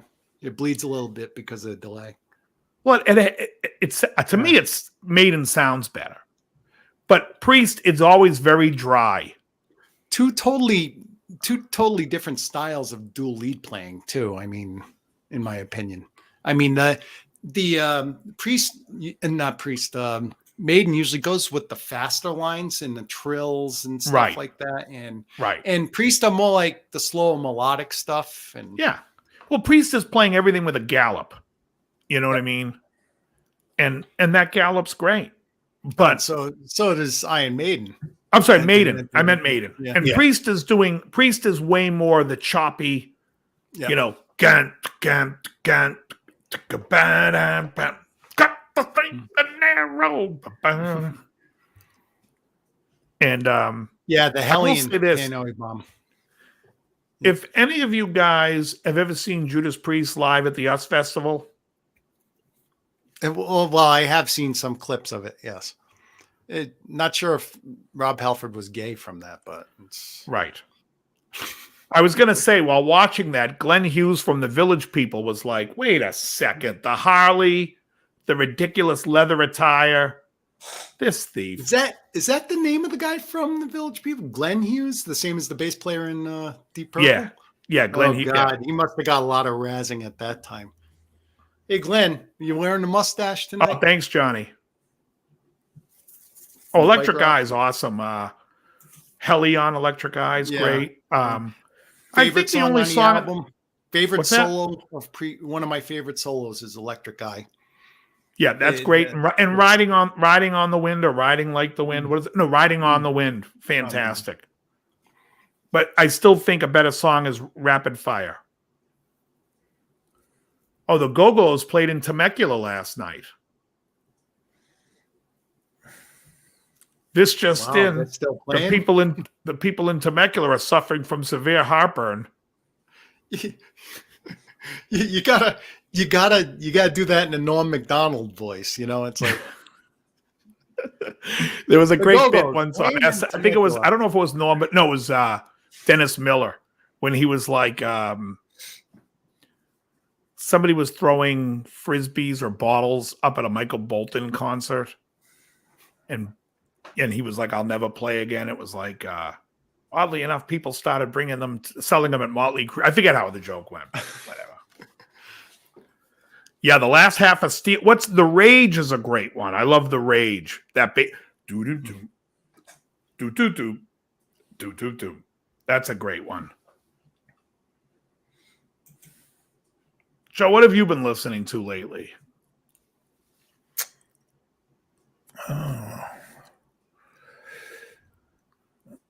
A lot, I'm still into my doom metal. There's this band I've been listening to a lot lately.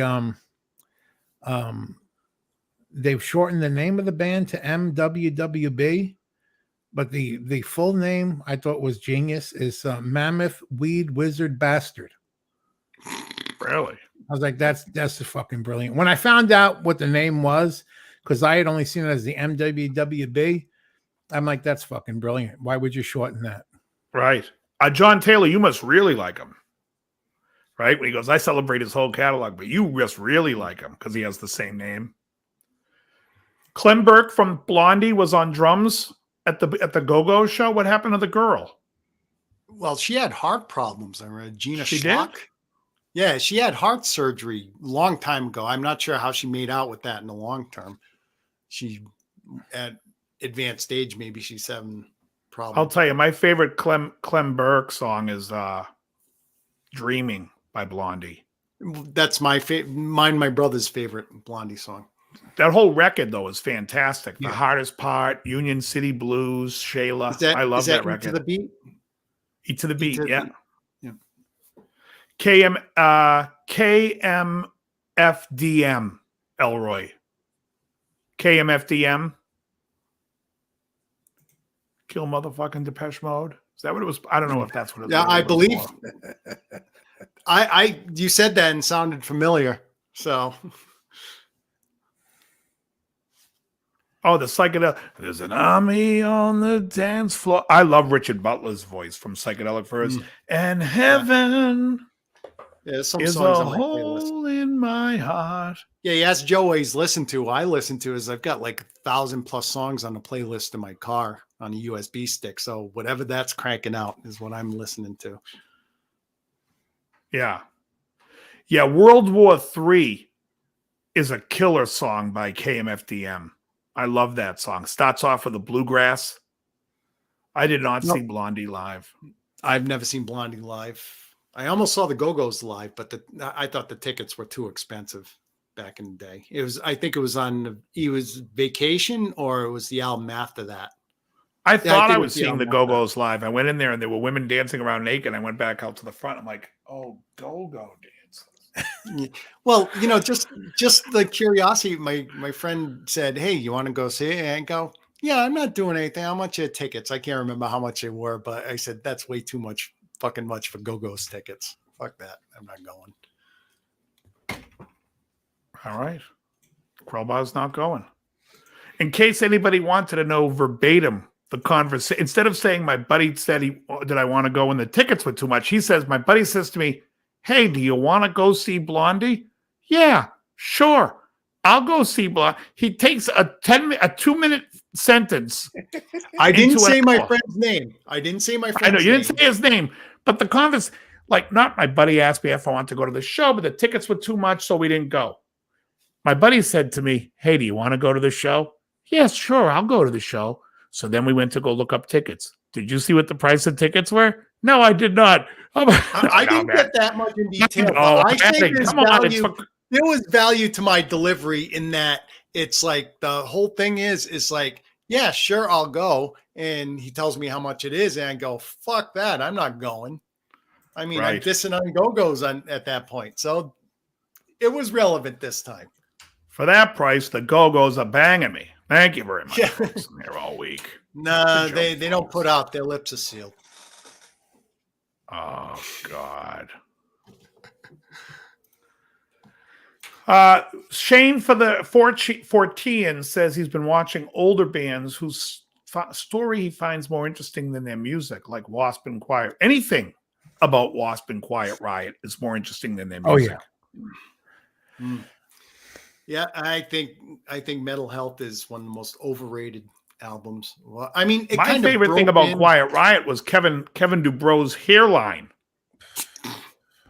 That hairline went from the back every record, it came up closer here. By the time he was done, he looked like he was from El Salvador. I liked Metal Health when it first came out. I never liked Come On, Feel the Noise. And the rest of the album, Slick Black Cadillac is a fucking disaster. Rhodes. I mean, the pre Carlos Cavazo, Quiet Riot, or whatever Randy Rhodes is. I can't find any redeeming value from any of those songs. Horrendous. They're horrendous. Quiet Riot with Randy Rhodes was just as bad. The best thing Randy Rhodes ever could do was take some of those riffs and put it with Ozzy. It really goes to show you what the artist can do to a song because, he's writing some simple, some of the riffs were the same. And Ozzy made those songs classics instead of the, Slick Black Cadillac. Come on. Yeah. And let's say if we take it to the chat or this forum right here on Metal Health album, how many songs can you name? I can name 3. Metal Health. That's about Come On, it. Feel the Noise. Slick Black Cadillac. Slick Black Cadillac's not on that album. No, that's a different album. It's on the second one? It's But It's earlier. that That was like an import. I heard it on. Well, maybe they covered it after, but it's not on. I thought it was on Metal Health. It's not? The only other is the short guitar solo, Battle Axe. That's all I remember. I can't remember any. Hold on, Let's let see me what look it up songs here. are on there. Let's see if I even remember any of them. If they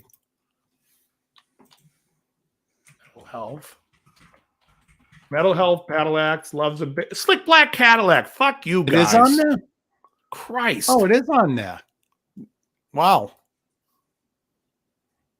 My mistake. My mistake for not knowing everything about a band I hate. And Chuck For the most Wright part. played bass on 2 of the songs. If loving you's Chuck Wright, I don't want to be wrong.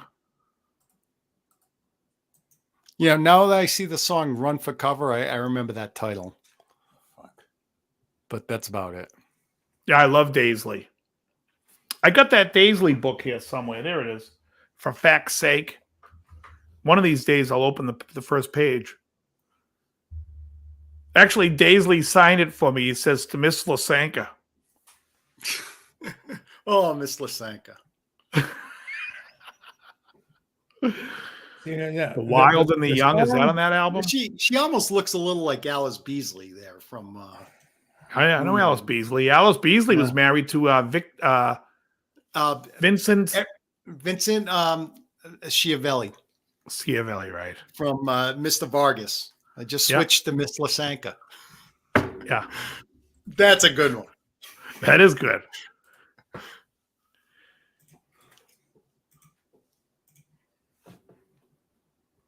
I gotta stop saying that's a good one. That's worn out. See, the song was originally on the second album, was re-recorded for the Mental Health. Right. Yeah. Without the drum and bass intro. Thank God. Oh, Quiet Riot 2 is a disaster. Oh yeah, they did "Mama We're All Crazy Now," which was Mama's Boys, wasn't it? No. Or was that No, Slade? that was Slade again. Slade. Okay, but 3 bands in the same year covered that at the same time. yeah, I think Mama's Boys had a cover of it as well. Yeah, and I love them. Their cover was great. Yeah, Naughty Holder wrote it. Let's see what's on Quiet Riot 3 from 1986. Nothing. Where's I Hugh want to see tonight? what the I haven't seen Condition Critical was. The Mama We're All Crazy Now. Okay. that. Yeah. Quiet Riot 3 was. Oh yeah, God, they had nothing that hit the radio. Nothing on that. And then after that was QR. They called the album QR, hoping they could get some Queensryche mistakes. People going, The I album- bought the album because I thought it was Queensryche. No hits, but the album made US Billboard 200 at 31. So it was one of those things where, a new Quiet Riot album's out, and everyone bought it. And then it was like, Oh, it looks like Quiet Riot, the 4th album there. QR from 89, 88, I mean. Paul Yep. Shortino was the singer Oh, okay. from Rough Cut. Yep. And the guitar player with the stupidest name, the Amir Darak. I don't know it. Yeah, that was the name of the guitar. I'm Here to player Rock. from, That's I'm Here to awful. Rock. Amir Darak. He ended up playing with love the the band Scorpions. that covered Blue Monday. Was it Orgy? They covered Blue Oh yeah, Monday they covered the in New late Order 90s. song. Yeah, Amir Darak was in there. I love the Scorpions. I like old Scorpions with Uli. I love new Scorpions with Matthias. Mm-hmm. Great Though, band. I mean, like 1984, Love First Thing, that's the last album I liked from them. It's like after that, Did you hear the new Rhythm Michael of Love Schenker song? sucked. The Rhythm What's of that, Love Joe? sucked. Did you hear the new Michael Schenker song? No, he's got a new one. Yeah, the album's coming out the end of May. I meant to send it to you. Let me see if I can find it. I think the Scorpions have an album out too. Yeah, I don't think anyone cares about that. Love It Last Thing. Wow, they've got to be hitting 70 right now. Who? They've got to be 70. Scorpions. You think? Oh yeah, because Michael's in his 60s, and he was the young kid. He was a kid. Yeah. Let's see. I'm going to take a look right now. Rudolph Yeah. Schenker. Let's see what his age is. I'm sending 73 you the link on Facebook. Holy shit! Now I feel really. I sent you two things. One, I wanted your opinion on that pick guard, but you don't have to do that on the show. But All I right. sent you the new Michael Schenker video for the song. And Klaus Mine is 73. Yeah. How about Herman Rebel, Heumann the German? Hold on. I'm looking at He what might Joe be sent older. me.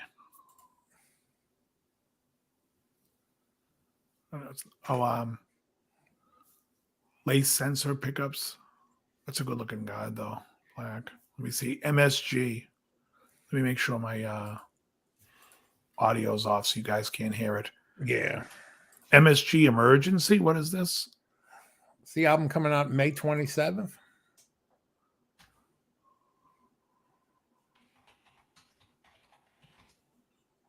Let's see.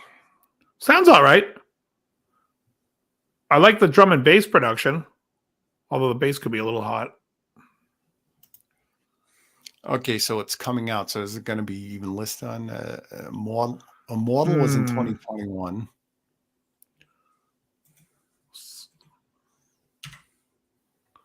The singer sounds good. Yeah, I'm curious who the singer is. Well, I got to hear it, but it's like they're not Michael's gonna have playing the it. Dean, I think. They're shaving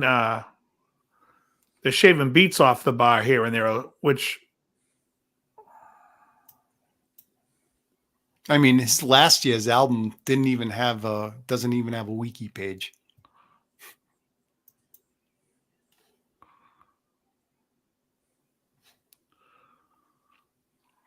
Well, in the drums are 2008 too much.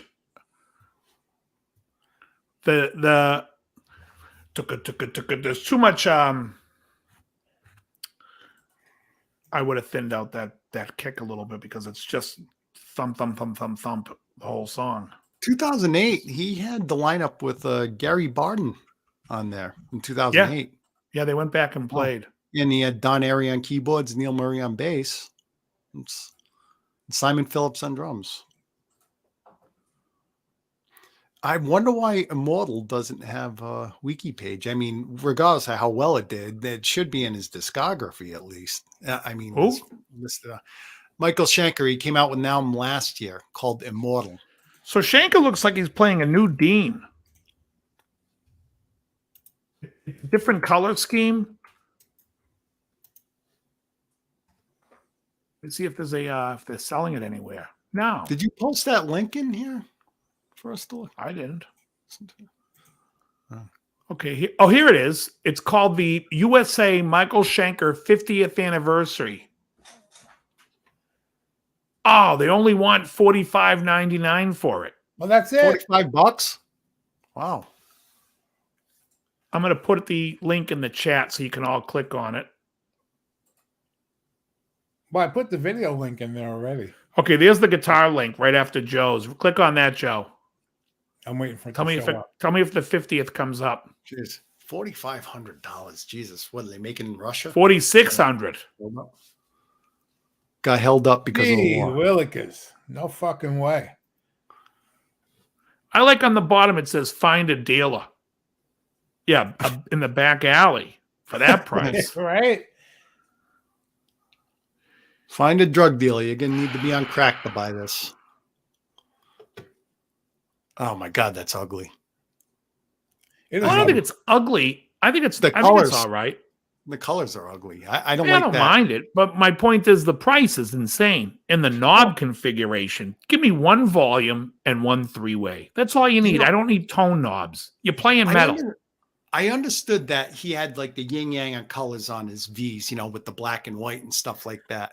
But the thing is that if he stuck to the color scheme and didn't do the asymmetrical colors and stuff like this may look a little better. It's like it just seems too.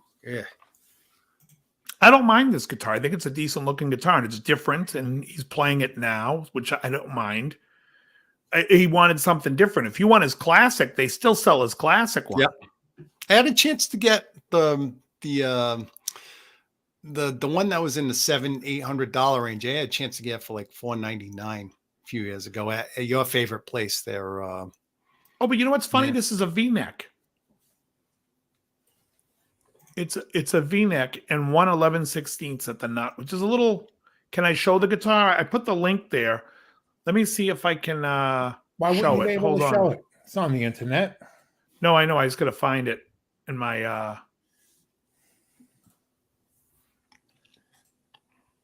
Hold on. Oh, you son of a bitch. Sunbury Beach. Sheet. All right, here it comes.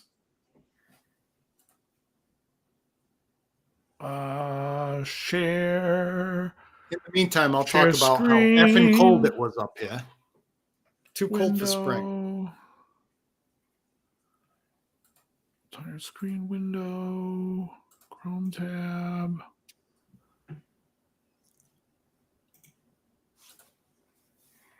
Share. Oh, you guys see this, right? Yep. Yes. Ugh. Passion rules the game. Yeah, I'll take a look at it, Speed. So here's the guitar. Again, I just I don't don't like mind. how the colors are offset. I like would that. rather It the doesn't work whole with that thing color. be that gold. Make it all Fucking gold with top. my eyes. Like from the back, I love the back when it's a solid cover. Well, what's effing with your eyes is the fact that when you come down the half of the guitar, there you see how you get the It's you a get the guitar and a binding guitar. outside. It's like black on one side, white on the other side. Then And it's I white, can't. then it's gold, and then I it's can't. that, and then that's I like it. I can understand what you're saying though.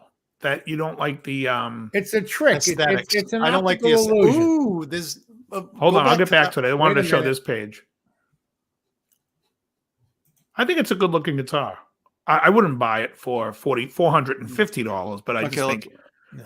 Okay, that one with the flames or whatever, that's one I could have got for the $499 if that's not an American one. But this is yeah, $9.99. $9.99. It was like They're all too busy for me. Yeah. If I was a kid, the red and the black would have been, Yeah, well, this that bottom right one's not too busy. That's the red. This is and a the black. bolt on. This is the classic. Yeah. $3,300. Let's see if this one has a V also. Yep, neck shape is a V. So the USA ones they make, he likes the V neck apparently. You must watch He's Dave's also Guitar using a Channel. Gibson with 9-42s, which I is like having a. honestly think if you spend more than like $1,200 on a guitar, you got to have your head examined. What's this? That's a Gibson. That's my scale. personal Wow, opinion. nines. Oof. Yeah, I mean, I think if you have the dough to go buy guitars and you like them, go ahead. And But you like Well, that's collecting them. different. it's not making you a better player for sure. No, That's a good looking guitar right there. I can I don't understand mind. the collector aspect. It's like values in the eye of the collector. The My favorite. annihilator. This has always been my favorite of the Dean guitars right here, the Cadillac. What's Elliot Rick Easton Emmett- played one. Rick Rick Emmett Ocasek. played one. Rick I Emmett. don't like that weird Played one as offset. well. It's like the other piece at the top broke off on the other side. It looks Yeah. like the Sean guitars look like that to some extent, don't they? Yeah, I think this is a good looking guitar though. If you watch the early Cars, Mhm. look at this. It says since 1980, the Cadillac has been a staple to Dean guitars, but the Elliott Easton mahogany body. No, I'm just kidding. And But no, know I think they played it on the Panorama tour, which was be 1980. Mhm. You know what I don't like about the guitar? Let's see how well you guys know my taste in guitars. What do I not like about this guitar? One thing, just one thing that I don't like.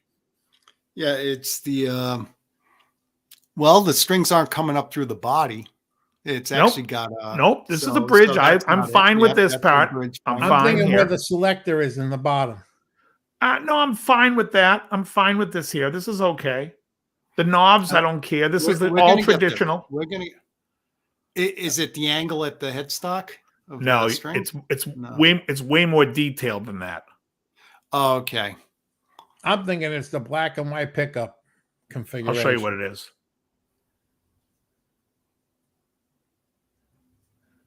See it? 12. Okay, 12, 13, 14, 15, 22 fret neck. What? Oh, Look at mother those of pearl inlays. Just give me the white dots. These look like Yeah. abalone. Baloney. Right? Now let's take a look what it says for inlays. Set neck and the abalone dot. Boom. Give me the fucking mother of toilet seat.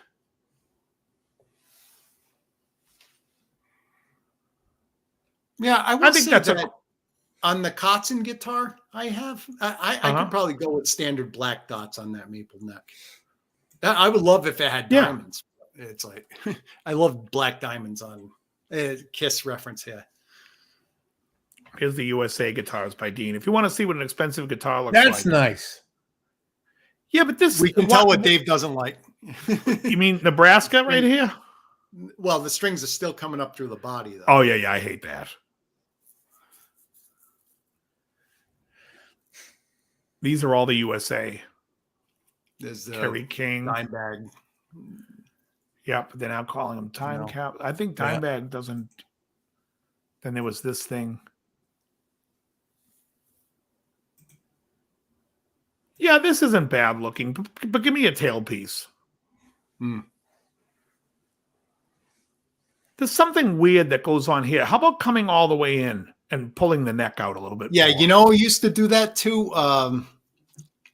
Who else had a V? See, it looks squatty. It almost looks like it looks like a guy with a long torso. The Hamer V had that same problem. Yeah, I don't like that. V didn't go all the way to the. That's not my thing. I'm not a fan. And I remember the When You Close Your Eyes videos by Night Ranger. Jeff Watson's playing the Hamer. Do you dream about me? Yeah. See if BC Rich is still putting guitars out here. Well, they're putting out a pretty good. Their import line really looks good. Do they even have a USA line anymore? But I would imagine the 50th anniversary would be, but I'm looking now. Let's see. Oh, yeah. 50th anniversary. Everything's 6,500 across the board.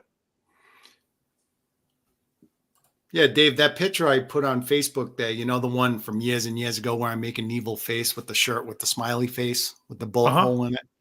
Yeah. That was my BC Rich ST3, the one that got stolen a couple of years later. All black. That was a great guitar. That was a Korean one. And you know what? The stock pickup was beautiful. Had no complaints about that pickup. Yeah.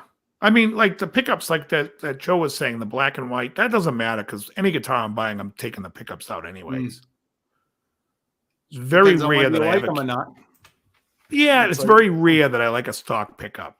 It's only happened in a Les Paul and in my G&L.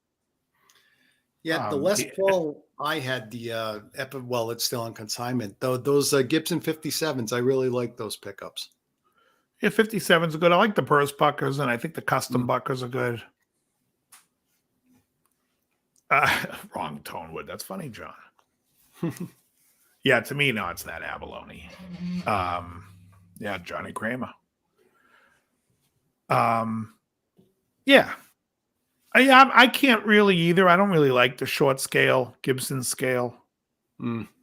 It's really good if you're doing drop tuning stuff and you put heavy gauge strings on. Hey, Squire, have a great night. For me, it gets a little scrunchy high up on the neck. You know, I got the big hands and fingers. Yeah.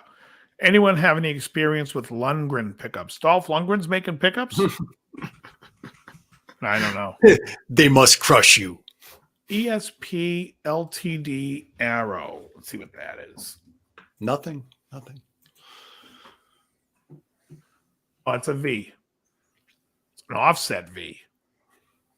The Ivan Drago models. I like it in the military green. Why is it a satin? That's a cheap guitar. Yeah, it looks like it's right out of Star Trek. I don't like the wait, does this one have the oh, the military green has a Floyd. That's cool.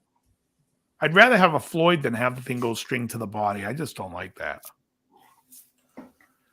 Iron Bird with a Kayla.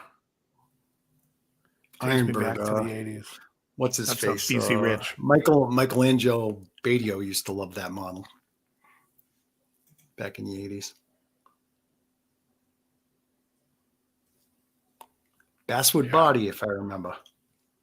Not that Maz on tone or anything. I remember him saying, but it's very light. I love light guitars. Yeah, it's light.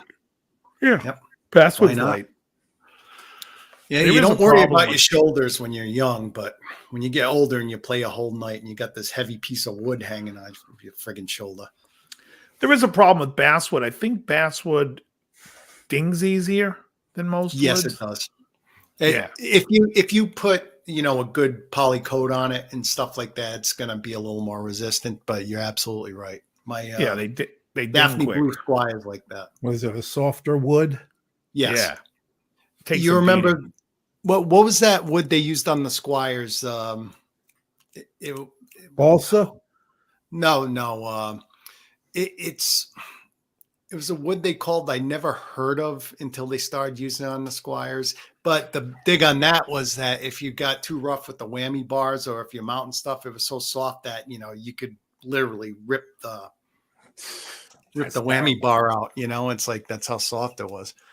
Oh, someone in chat, if you know that, it had a strange name. Squire Bodywoods. I like okay. What about I like Fender scale.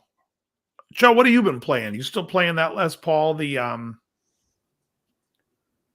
Paul you play? No, I was playing my 7-string Schecter. Oh, the nice. Damien Elite 7 that I have. Because you know what? The pedal that I got, that Behringer Super Fuzz 300. Yeah.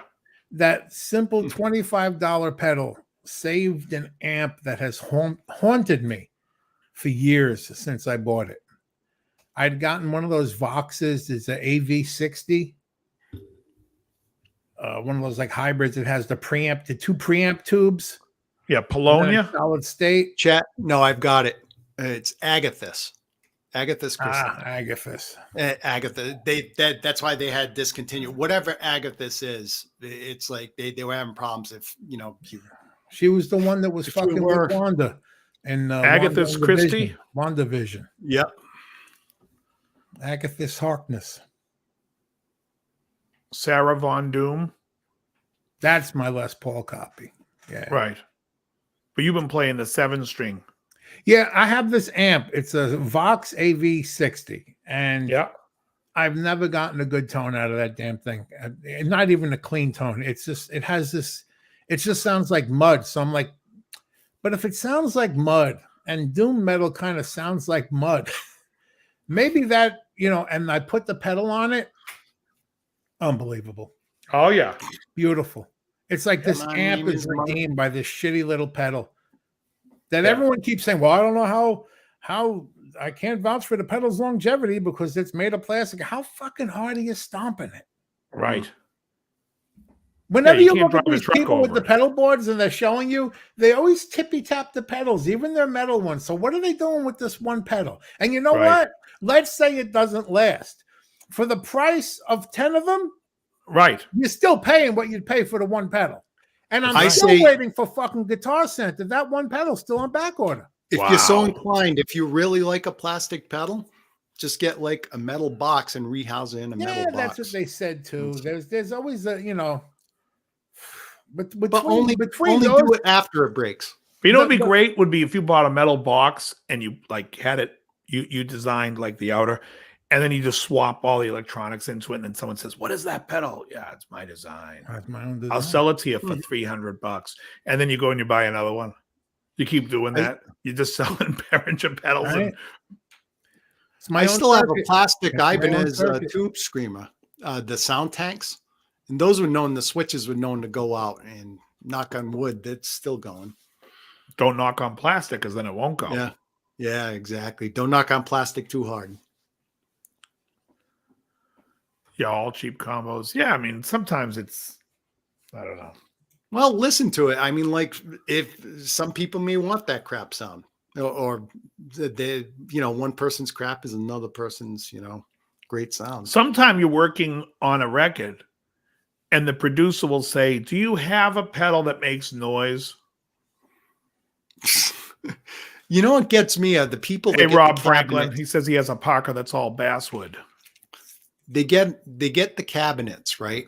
And before they even try the cabinet, I'm getting this cabinet. They buy the speakers, everything like, try the cabinet with the speakers in it. Just see how you like it, before you rip the speakers out. Yeah. Oh, yeah. Some people get crazy about speakers, but sometimes I got, what's the, no, that one has it. No, that's got the Marshall. I have some Mesa speakers in different They are you know what, Rob? I might be thinking of Poplar that's soft, not basswood. Poplar soft as well. That if that's the case, that's probably why they discontinue it from Fender and yeah, let me see. 90, sorry. Poplar is hardwood, but not very hard. It's harder than Agathis.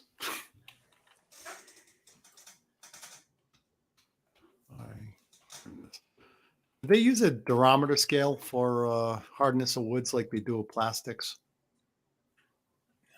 What? Hardness in plastics, usually you measure hardness with the pin, and it measures on different scales. Durometer, the testing. I think device wood is called- done by like there's a carbon thing that's done by its weight. It's Oh, it's a Not like Jonka it was scale. in the old days. In the old days, you used to be this guy Chip. They just crack him over the fucking head with a neck. It's He could called tell you which was harder. It's called Jonka, the Jonka scale. oh, okay. Jank. But the hardest wood that they have on here is IPE. I've never heard of it. IPE. Yeah. The next in line is Cocobolo. Then it's mesquite. Then it's hickory. Then it's hard sugar maple. Then it's white oak. Then it's ash. Then American beechwood. Then it's red oak. Then it's yellow birch. Then heart pine. Then teak. Then black walnut. Then cherry. Then paper birch. Eastern red cedar. Southern yellow pine. Douglas fir. Alder. Yellow poplar. And eastern white pine. They don't get into the other like basswoods and stuff, whatever. Yeah. Now, what's the Cocobolo's rosewood? What kind of Dalbergia is it? Does it have a Latin name next to it? No, it doesn't. It just says Cocobolo.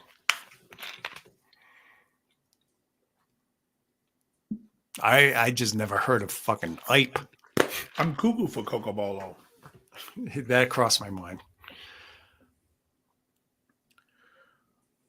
Hickory.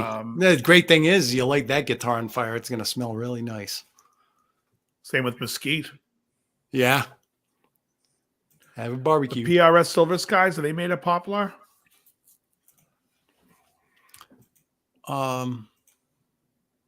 That's right. I can't remember.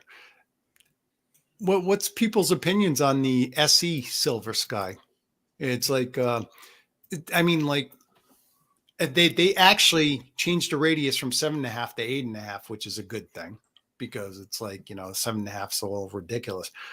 But I think the main thing is that I would love to get one of those in the future if they use the same pickups in that they use in the Silver Sky, because I've heard a lot of good things about the Silver Sky single coil pickups, and they're not selling those individually.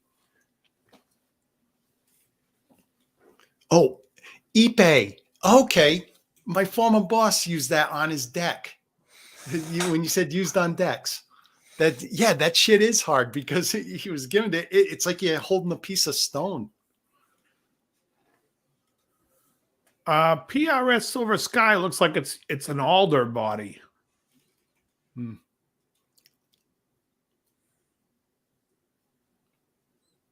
Well, I don't know, Ed. I don't know how heavy hickory is. I would sense that it's pretty dense wood and pretty heavy. If you make a neck out of it, you'd have to make sure the body be pretty heavy, or some way to offset that friggin' neck weight so it's not sinking all the time. Oh, I'm sorry, Shane. SE is poplar. The USA one is alder. I'm guessing hickory's very expensive. Oh, 8.5. You're right. On the SEs, it's 8.5. Yeah. Yeah, I remember. I just read that like a couple days ago. But what's the USA ones? USA ones, 7.5. The classic friggin' Fender Radius. I think Fender was 7.25. Oh, I thought it was. I could be wrong. Whatever. I love when it was definitely a smaller radius. The copy for it says it has the feel and play of an old guitar. You mean a Fender? Oh yeah, it's 7.25 for Paul Reed Smith too.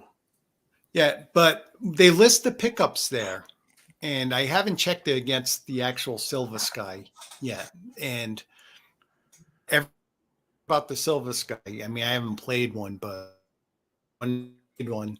Everyone raves about those single coil pickups, and I'd love to try one. And I'd like to know if the SE has those, because that's the type of thing you can go to Guitar Center if it's the SE and pull it off the wall and listen to it.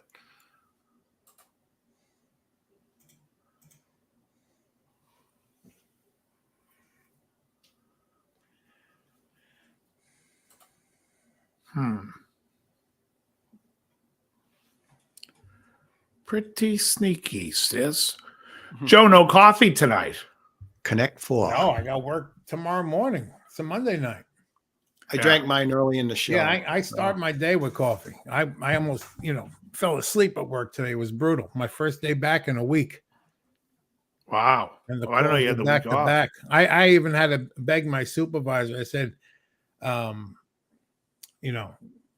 I get a few minutes just to put together my time card and what would I put? That was me testing the waters of, can I get paid for not showing up last week? So, yeah, I'm getting paid. I'm going to go out on a limb. God. Man. It could have been the other thing, and it's just so mild that you thought it was a cold. It's at that point now. I'm not going to say the name of it because people are getting... Hey, Ed Dana's here. No, I'm just saying that... I'm just saying that to stress the people. How you doing? Ed had a great video the other day. These telemarketers call him. Man, he puts them to the fucking test. It's hysterical. It is hysterical. I'll have to watch it. Yeah, I get the automated friggin' auto friggin' extended warranty. I can't have fun with them. Now I'm watching the video and I'm thinking, how does he get in the calls? And I'm thinking, wait, he's like the last person in America with a landline, I think. So he's going to get these calls. But man, did he fuck with them? And they're really either persistent or stupid because they don't give up. That they changed the numbers. It's like it's a changing number because that do not call registry doesn't work. You can report, but they just keep changing the numbers. I get the ones like keep tonight. calling. I get a call. It's like almost 8:00, and they always pretend to be the local police, whatever, collecting. Like, go fuck yourself. I haven't gotten those in a while. Get out of here. And the best is they use like a New York cop accent, and I'm in Florida. It's like I said to the guy once, I said, you got the wrong fucking accent. He goes, what do you mean? I said, you're talking like a New York cop. This is Florida. They don't talk like that. Have you seen it's on what's that riff tracks? There's like a space show where Tony Curtis plays the boy's grandfather and the boy gets sent to Earth. Tony Curtis spaceship. I gotta look this up. At the end, Tony Curtis comes down to Earth and he's talking to people like he's like dressed in this robe and he's supposed to be a king from another planet. And he's like, all of you people, he's got this heavy New York accent. It's fucking hilarious. Star Games. That's like the guy you ever see in Godzilla vs. Megalon, the underwater city of Utopia. And the guys, they got like an American actor. They probably pulled this guy out of a fucking bar or something. He's got an old sailor tattoo. And it's hysterical. Well, I'm watching, when you watch like Star Wars, one guy's got a British accent, another guy sounds like he's Chinese. It's like, what the fuck is going on here, folks? We're on a galaxy far, far away. What the hell is going on? Should have heard David Prowse doing Darth Vader's voice. He was the body of Darth Vader, and they had the original. When you watch those, that's weird. When you watch the unedited, very weird. Yeah, he didn't have a strong enough voice. He was British too. Oh yeah, he was British. You go get this thing over here. Yeah, really in a British accent. It's like, and muffled by the costume. Right. Yeah. He was also the bodyguard in Clockwork Orange for the old guy. Exactly. Wine all right? Food all right? I love Clockwork Orange. A great fucking movie. Oh, yeah. Yeah. Oh, but it's ridiculous because Tony Curtis is like, all you people, it's like you guys was so good. I'm like, what? Oh, yeah. What planet is this? Fucking Planet Brooklyn? It's ridiculous. I like them better on the Flintstones. Stony Curtis. Yeah. It's just absurd. And Margrock. It's just, it's crazy. Yeah. Very funny stuff. Good stuff. Funny stuff. Come over here. Yeah, I haven't watched Rift Tracks in a while. I gotta put that on. I haven't either. I stopped because they're on the other. I stopped watching Pluto TV because their commercials are aggravating. Oh, I mean, they're the worst. If you go on Zumo TV or like Roku TV, their commercials are more bearable and not preachy or whatever they're friggin'. Oh my! And they don't show the same ones over and over and over. And they don't even come at the normal commercial break. They just come out of nowhere. And sometimes it feels like they forgot to flip the button to go back to the show. And they repeat. Yeah, and they repeat the same ones. That's because they're trying to fill they're just trying to fill the space. Yeah. Yeah. Well, what Pluto does is that it punishes you for switching off the channel. That's why it takes long, because I find that if you sit and go through the commercial, other than, the dead air time where they don't have commercials in between shows, they're fairly reasonable. But if you're switching back and you say, I'm going to watch this channel and then go back, you'll never get to the friggin' show because it just keeps resetting the commercial. It just sucks. Yeah. Yeah. But I enjoy. I mean, if you're going to keep it on all day and let it run. Yeah, that's what I do.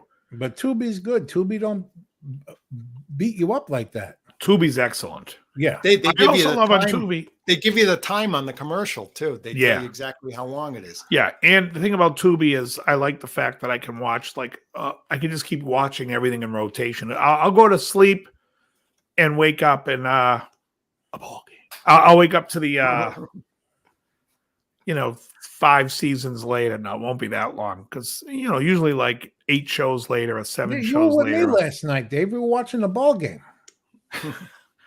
I was a ball. The way Very slowly making it through the Columbos. The last episode I saw was with Susan Clark and Oscar Goldman there, Richard Anderson. And Leslie Nielsen. That's right. Leslie Nielsen was the love interest in that. That's right. That's right.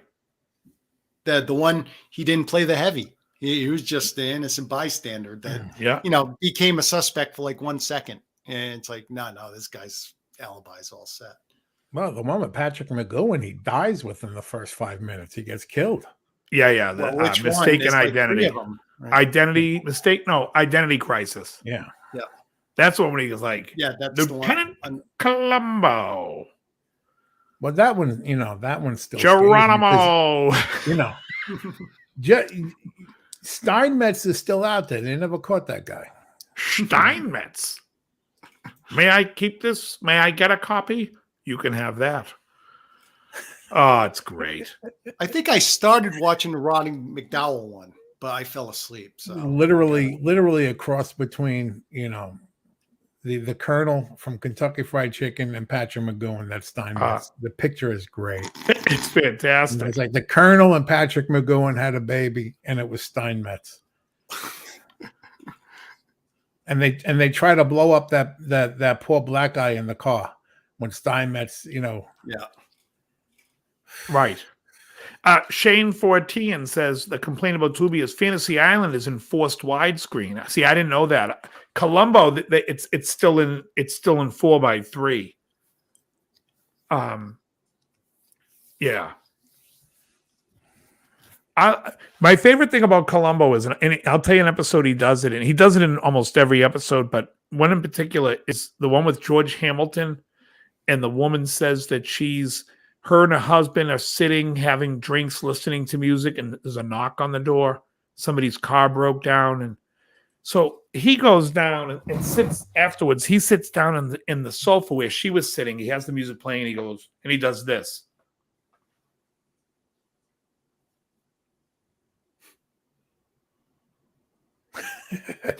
He's like going over all the pieces that she said and seeing, and then a car pulls in and he goes, like, how could you not see a car pull down your driveway? Oh, it's classic.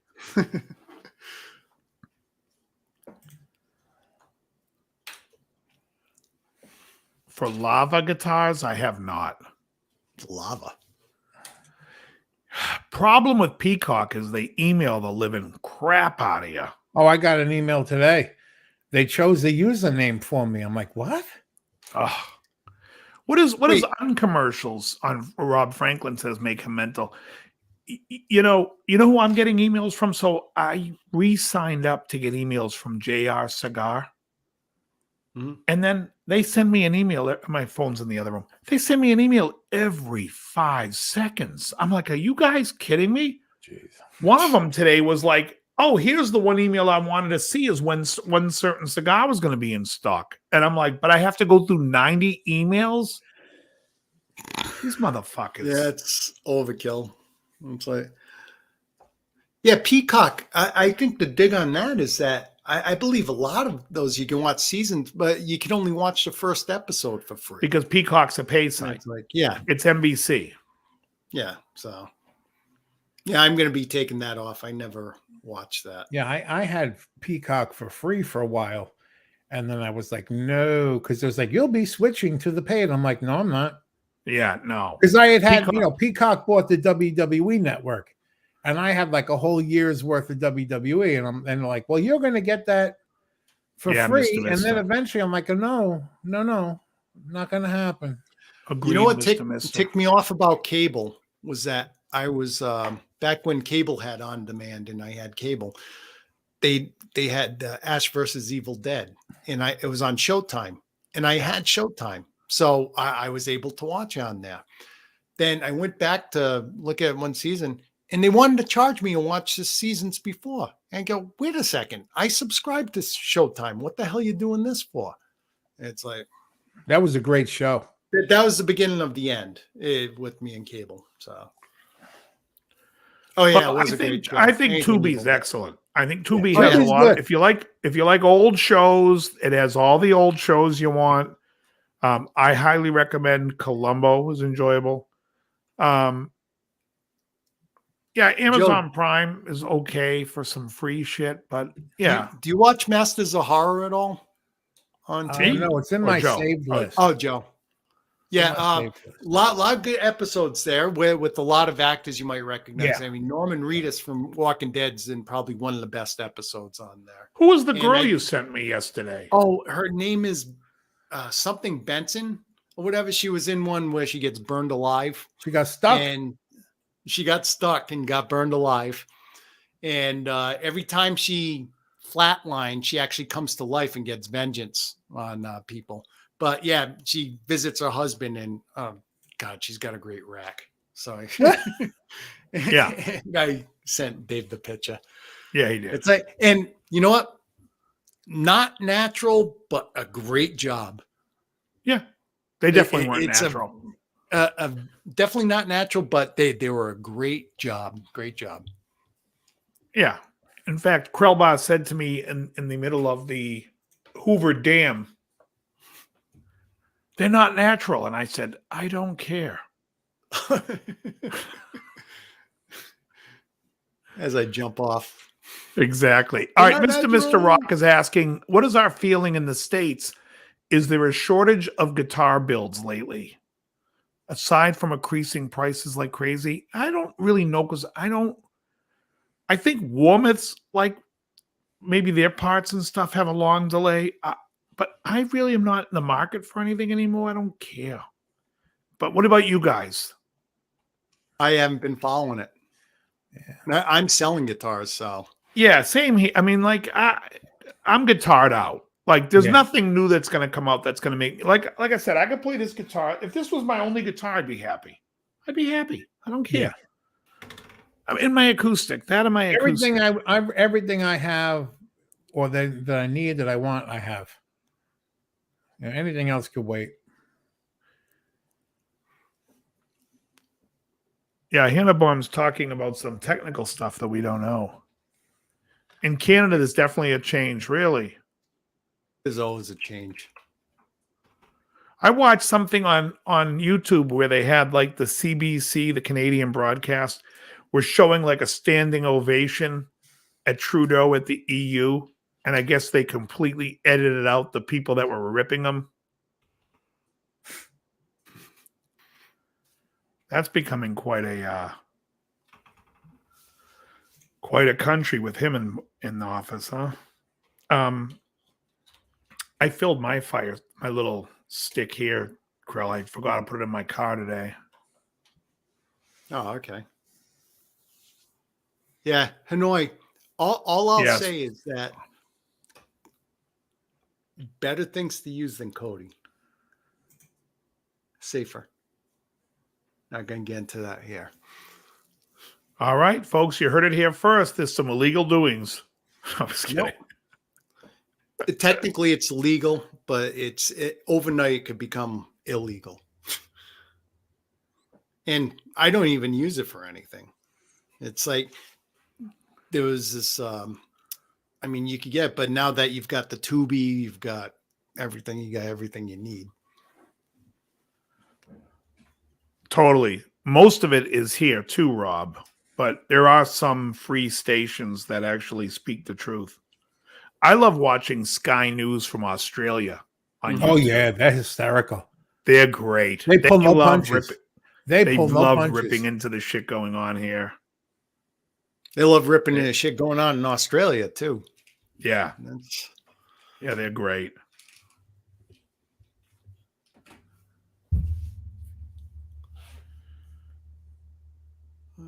let's see. Yeah, Fire Stick.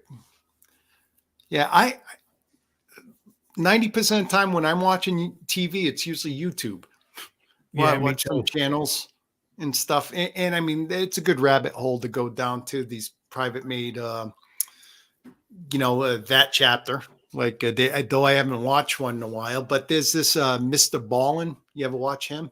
Yeah. He's No. like that chapter, and it's like I think there's lesser of production value, but I mean the crimes he describes are some of the most heinous friggin' crimes ever. Yeah. And him just describing it, I'm going, God, there is no God. It's like, how can this Yeah, friggin' happen? it's like 25 to 35 minutes, and you're like, ooh. And it's always like an innocent photo. This child is really evil. And it's like you get sucked in. You got to hear the story. Well, talk about kidnapping someone for their money. This couple, harmless couple. And it's we all wanna buy true you a stories. boat. It's all actual. We things want to that buy you a happen. boat. They tie a chain to them while they're still alive, throw the anchor over, and they're grabbing on, trying to hang onto the boat. And then they find out, and the guy that did it or was behind it goes over and he laughs about it. Oh, These man, people went swimming in a poisonous pool, and this is what happened. Like, oh, I that mean, ain't gonna be those good. are the people Not that gonna be good. you don't give the death penalty. You just give them prison time with torture 24 hours a day. That's my personal opinion. Well, it went quiet after I said that. I'm reading another comment from the same idiot on he just keeps going off on my Prince video. Dave, sometimes buying a new guitar will inspire you to write a new song.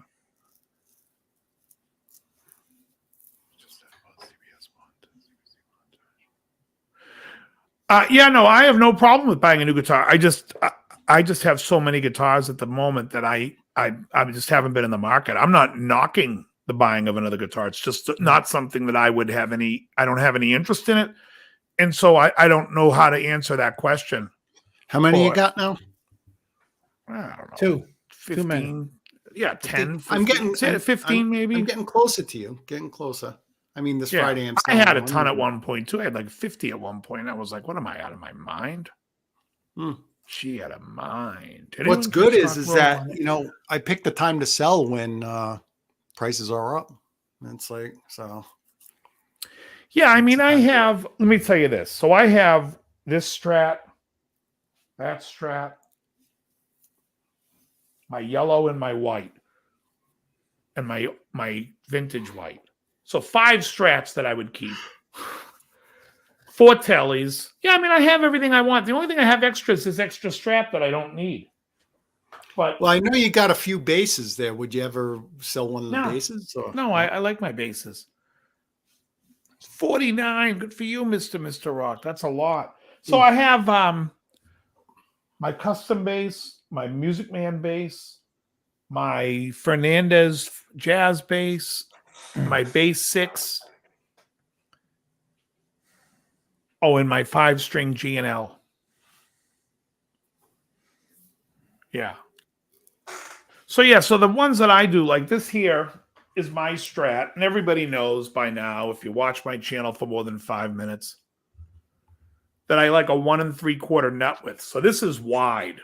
So I can get get some separation there. I like that width. And then it's a V-neck, stainless steel frets. It has a little scalloping up top. DiMarzio area pickups. And it feels good. I'll have to try those pickups one time. That's, I mean, I have the HS3s in one, and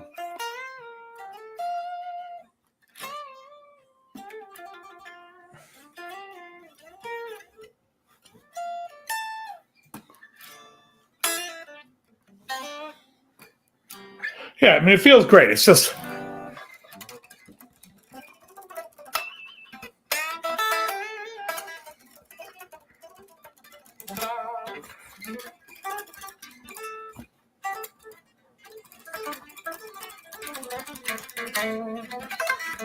Yeah, it feels good. I don't know. I like this guitar. Yeah, it's Gilmore style. It's exactly like, it looks like Gilmore's, except it's got jumbo stainless frets. It's got the 50s headstock, but a 60s logo, which I love, which is called the Dan Smith style. And it's got scalloping that I do high up on. You can see it. Can you guys see that scalloping? Yep. Oh, yeah. So it's got little scalloping just on the high, the top 3 strings from the 17th fret of this one up. And scallops.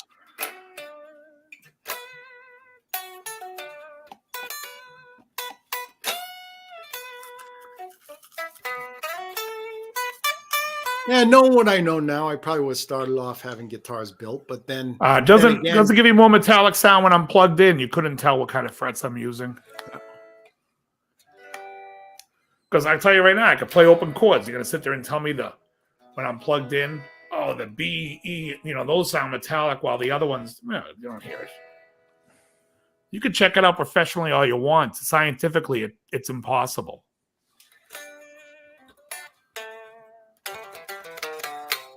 Well, I told you In fact, before I'll show you that you can't tell the difference between a brass nut and a Acoustically. bone nut, or the softest plastic nut. Acoustically, it'll make a difference, but not not electrically. Yeah, I know stainless steel frets on my Kiesel there, particularly on my Kiesel for whatever. I notice a bit of a ping on those frets acoustically. But I mean, Right, when you it's plug not in, gonna you come can't. through anyway. It's impossible. But then Like I again, said, I've if got that were other the- stainless. I've got other stainless fret guitars that don't. Oh, do good that. one. Thanks, Mister. God love you. I think it's because they're cheap. They're softer Yes, I stainless.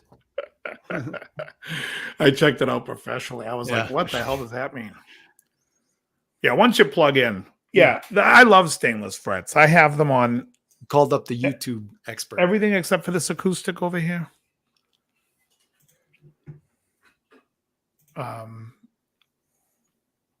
What song did I ask if I was going to do a lesson on?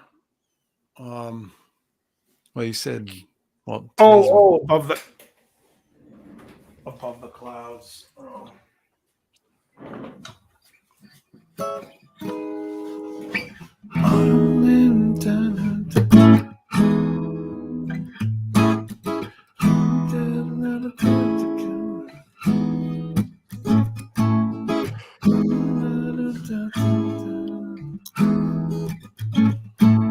I have to wonder.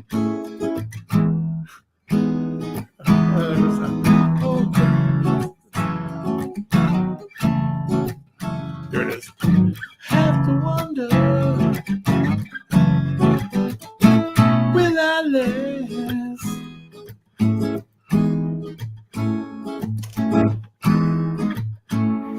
Hey, there's Hugh. Hey, you. Damn. A little loud.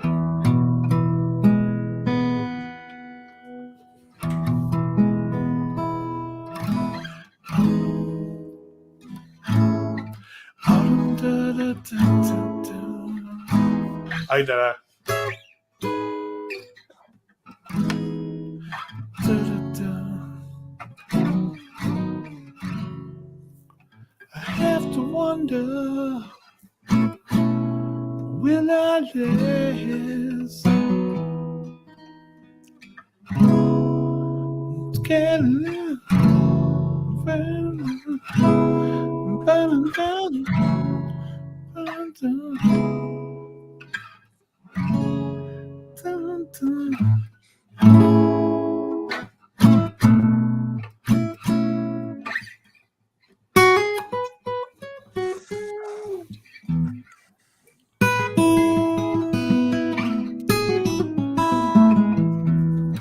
Anyways,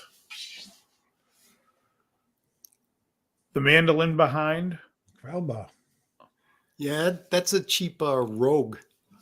Basically, a couple of years ago, I bought that for $50, 60, and it's not bad. I was going to say, where did my mandolin go? And I remember I had it in my bedroom because I was learning a couple of songs. How's it going, you? Yeah, and I don't play mandolin. I don't know many chords on it and stuff, but I did the Albert Lee thing for a while where I tuned it to the top 4 strings of the guitar, but then I tuned it like a mandolin should. Then I learned a couple riffs like Stonehenge and the Godfather theme, and just to screw around. I'm by no means a person that can pick it up and play on something.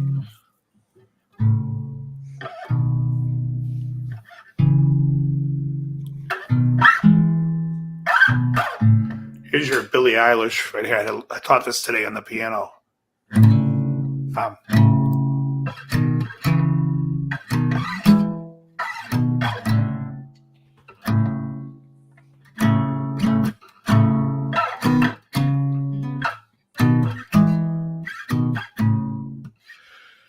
I got mine $50, but it's 100 years old, made by Hermtoma in Germany. Wow. Yeah, it's tuned in fifths from the G down. There you go.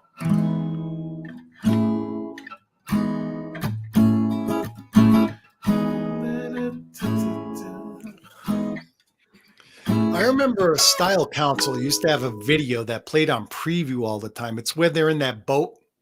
Paul Weller's sitting there in like jeans, and the other guys rowing the boat. I don't know what the name of the song was. It went bow bow bow ba down, ba boom bow ba down. Oh, is that you're the great, you're the something thing. Yeah, that sounds like. Yeah, I'm gonna look that up now. It just came to my mind. it's like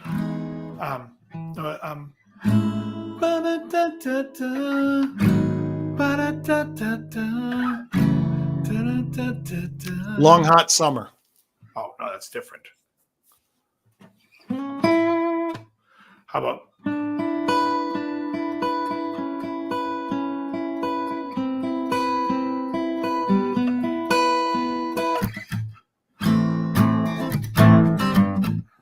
I recorded Killing Moon. Oh, The Killing. Oh, great tune, Hugh. Damn it. What's I that? didn't mean to do that. Did you hear the taxes No. thing in the background? Oh, okay. I thought that was coming through. No. Because I had it on pause and it became unpaused. What show is this? Okay, I'm gonna post that Style Council thing in the chat if anyone wants to look at it. That's the video. Yeah, The Killing Moon's great. I actually heard it yesterday on Sirius Satellite.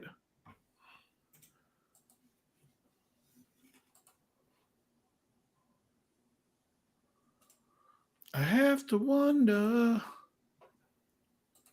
Wait, when he says what show is it? Was he talking about the video I was talking about? I don't know. Jerry Gorham said, Krill, what show is this? It must have been a description of video I was given for a music video. We do I play live and stream it every Saturday night, Mr. Mister. Friday nights too, sometimes. What's that? Sometimes on Friday night as well. If I have a gig on Friday. So this weekend, yesterday, what's today? So 2 nights ago, Saturday night, it was me and Jim. Jim's brother is having a birthday, so he just asked me the other day if he could take the weekend off, take Saturday night off. So Emily's going to fill in, so that'll be live. But I think she's going to post it on her channel, the live. She's going to post it on hers. So that'll be live this Saturday. And then the week after that, we're back to Jim and I. Let me just look real quick on my calendar. Gemini.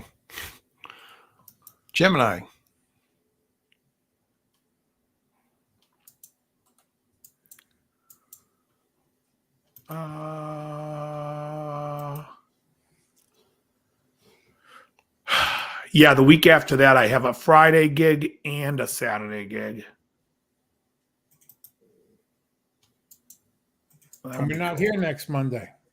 And I'm not here next Monday. Yeah, next Monday. I haven't said that. Reminder: we're not here next Monday. It's your birthday. Dave's It's your birthday. Yeah. So next Monday we're off. I'll be back on Wednesday the 6th on my cord therapy. But and then we'll be back here on the 11th, I think. Yeah, the 11th. Yeah. So we're not here next week. Mm-hmm. Go to use my Jazz Master. It's full effect. It's been 2 years. I'm ready to push a bitch down the stairs to get back on stage. Yeah, I've been playing every weekend for, I don't know, since September or October. October, November, December, January, February, March. Yeah, so it's been 7 months. Thanks, you. Yeah, it was fun. A lot of craziness going on with the people dancing, and there was all kinds of commotions. And Jim and I just sitting there like, summer breeze makes me feel fine as a fight blowing through. We were Yeah, I laughing. think when I get off, I'm going to watch that show and go to sleep Yeah. watching it. And I want to see the commotion. Yeah, it was funny. Yeah. It was yeah, I got to see that video, Pat Finnerty's second one on the Beato Bandit. You have to watch the first one. The setup is great, so I can't wait to see what the second one's about. What else? Any other topics? We winding heard down something. here? Oh, Oh, I yeah. heard it's something quarter. about the Oscars for a last bit. night. What's that? I've been winding down for a bit. It was Yeah. an exhausting Monday back at work. Same here. Yeah, I had a busy day. I left the house early today and didn't get back till 5:30. Took a nap and then woke up before this. All right, everybody, we are going to call it a night. I want to thank everybody for hanging out with us tonight. We had a pretty good crowd in here tonight at some points. And Hey, great crowd. Great Very crowd. respectable for a Great Monday crowd. night. yeah, I'll get my fingers crossed for you, Mr. Mister. So next week, again, I said I won't be here. Camera for Saturday's show. Yeah, I don't know what happened, Hannah Baum. It's a gimbal, and it's supposed to, when you turn it on, stay play, and it just kept doing this right on the crowd. So maybe it knew something I didn't. But yeah, it was fun. We had a lot of people that were really into the show, so it made the show really good. So I'll be live Saturday night. If anybody's in the Massachusetts area, make sure to pop down to Martini's in Plymouth. Peabody. We're in Plymouth on Court Street, 50 Court Street. It's it wasn't that it was higher up. It was just I didn't zoom in, and it was doing its own. It had a mind of its own. But anyways, we are going to call it a night.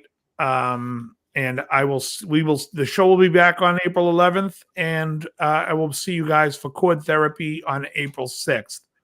Otherwise, It's almost 3 hours. Yeah. Otherwise, next Saturday, if you want to watch, if you follow Emily's channel, it's Emily Allison Fitness and Music. She's going live Saturday night for that. Awesome. All right. And I've got a new vlog up. Put it up last night. Check out my vlog. Yep. Joe has Went a back vlog. from 115 to 114. That person keeps coming and going. Wow. You know, my numbers, it's like every week I lose 30 people and then I gain like 70. So it's like I got a net 40, but I could see every other day it goes up, down, up, down, up, down, up, down. Unless someone keeps unsubbing me and then subbing me, I don't know what's going on. I think Yeah, it's I mean, I you honestly Joe. think it's something to do with YouTube. You know I think how YouTube's just you now broken. have me beat. You now have me beat. I'm 111, but I don't put anything up. But Hit the like on the way out, guys, if you don't mind. And if you do mind, still hit the like on the way out. All right, everyone. Anything else you guys want to say before we go? nope. I Good think night. we're all. Thank you for stopping by, everybody. Have a blessed. All right, rest of the everybody. week. Good night. Good night, everybody. Thank you, and very good. Okay, goodbye, Ted. Goodbye.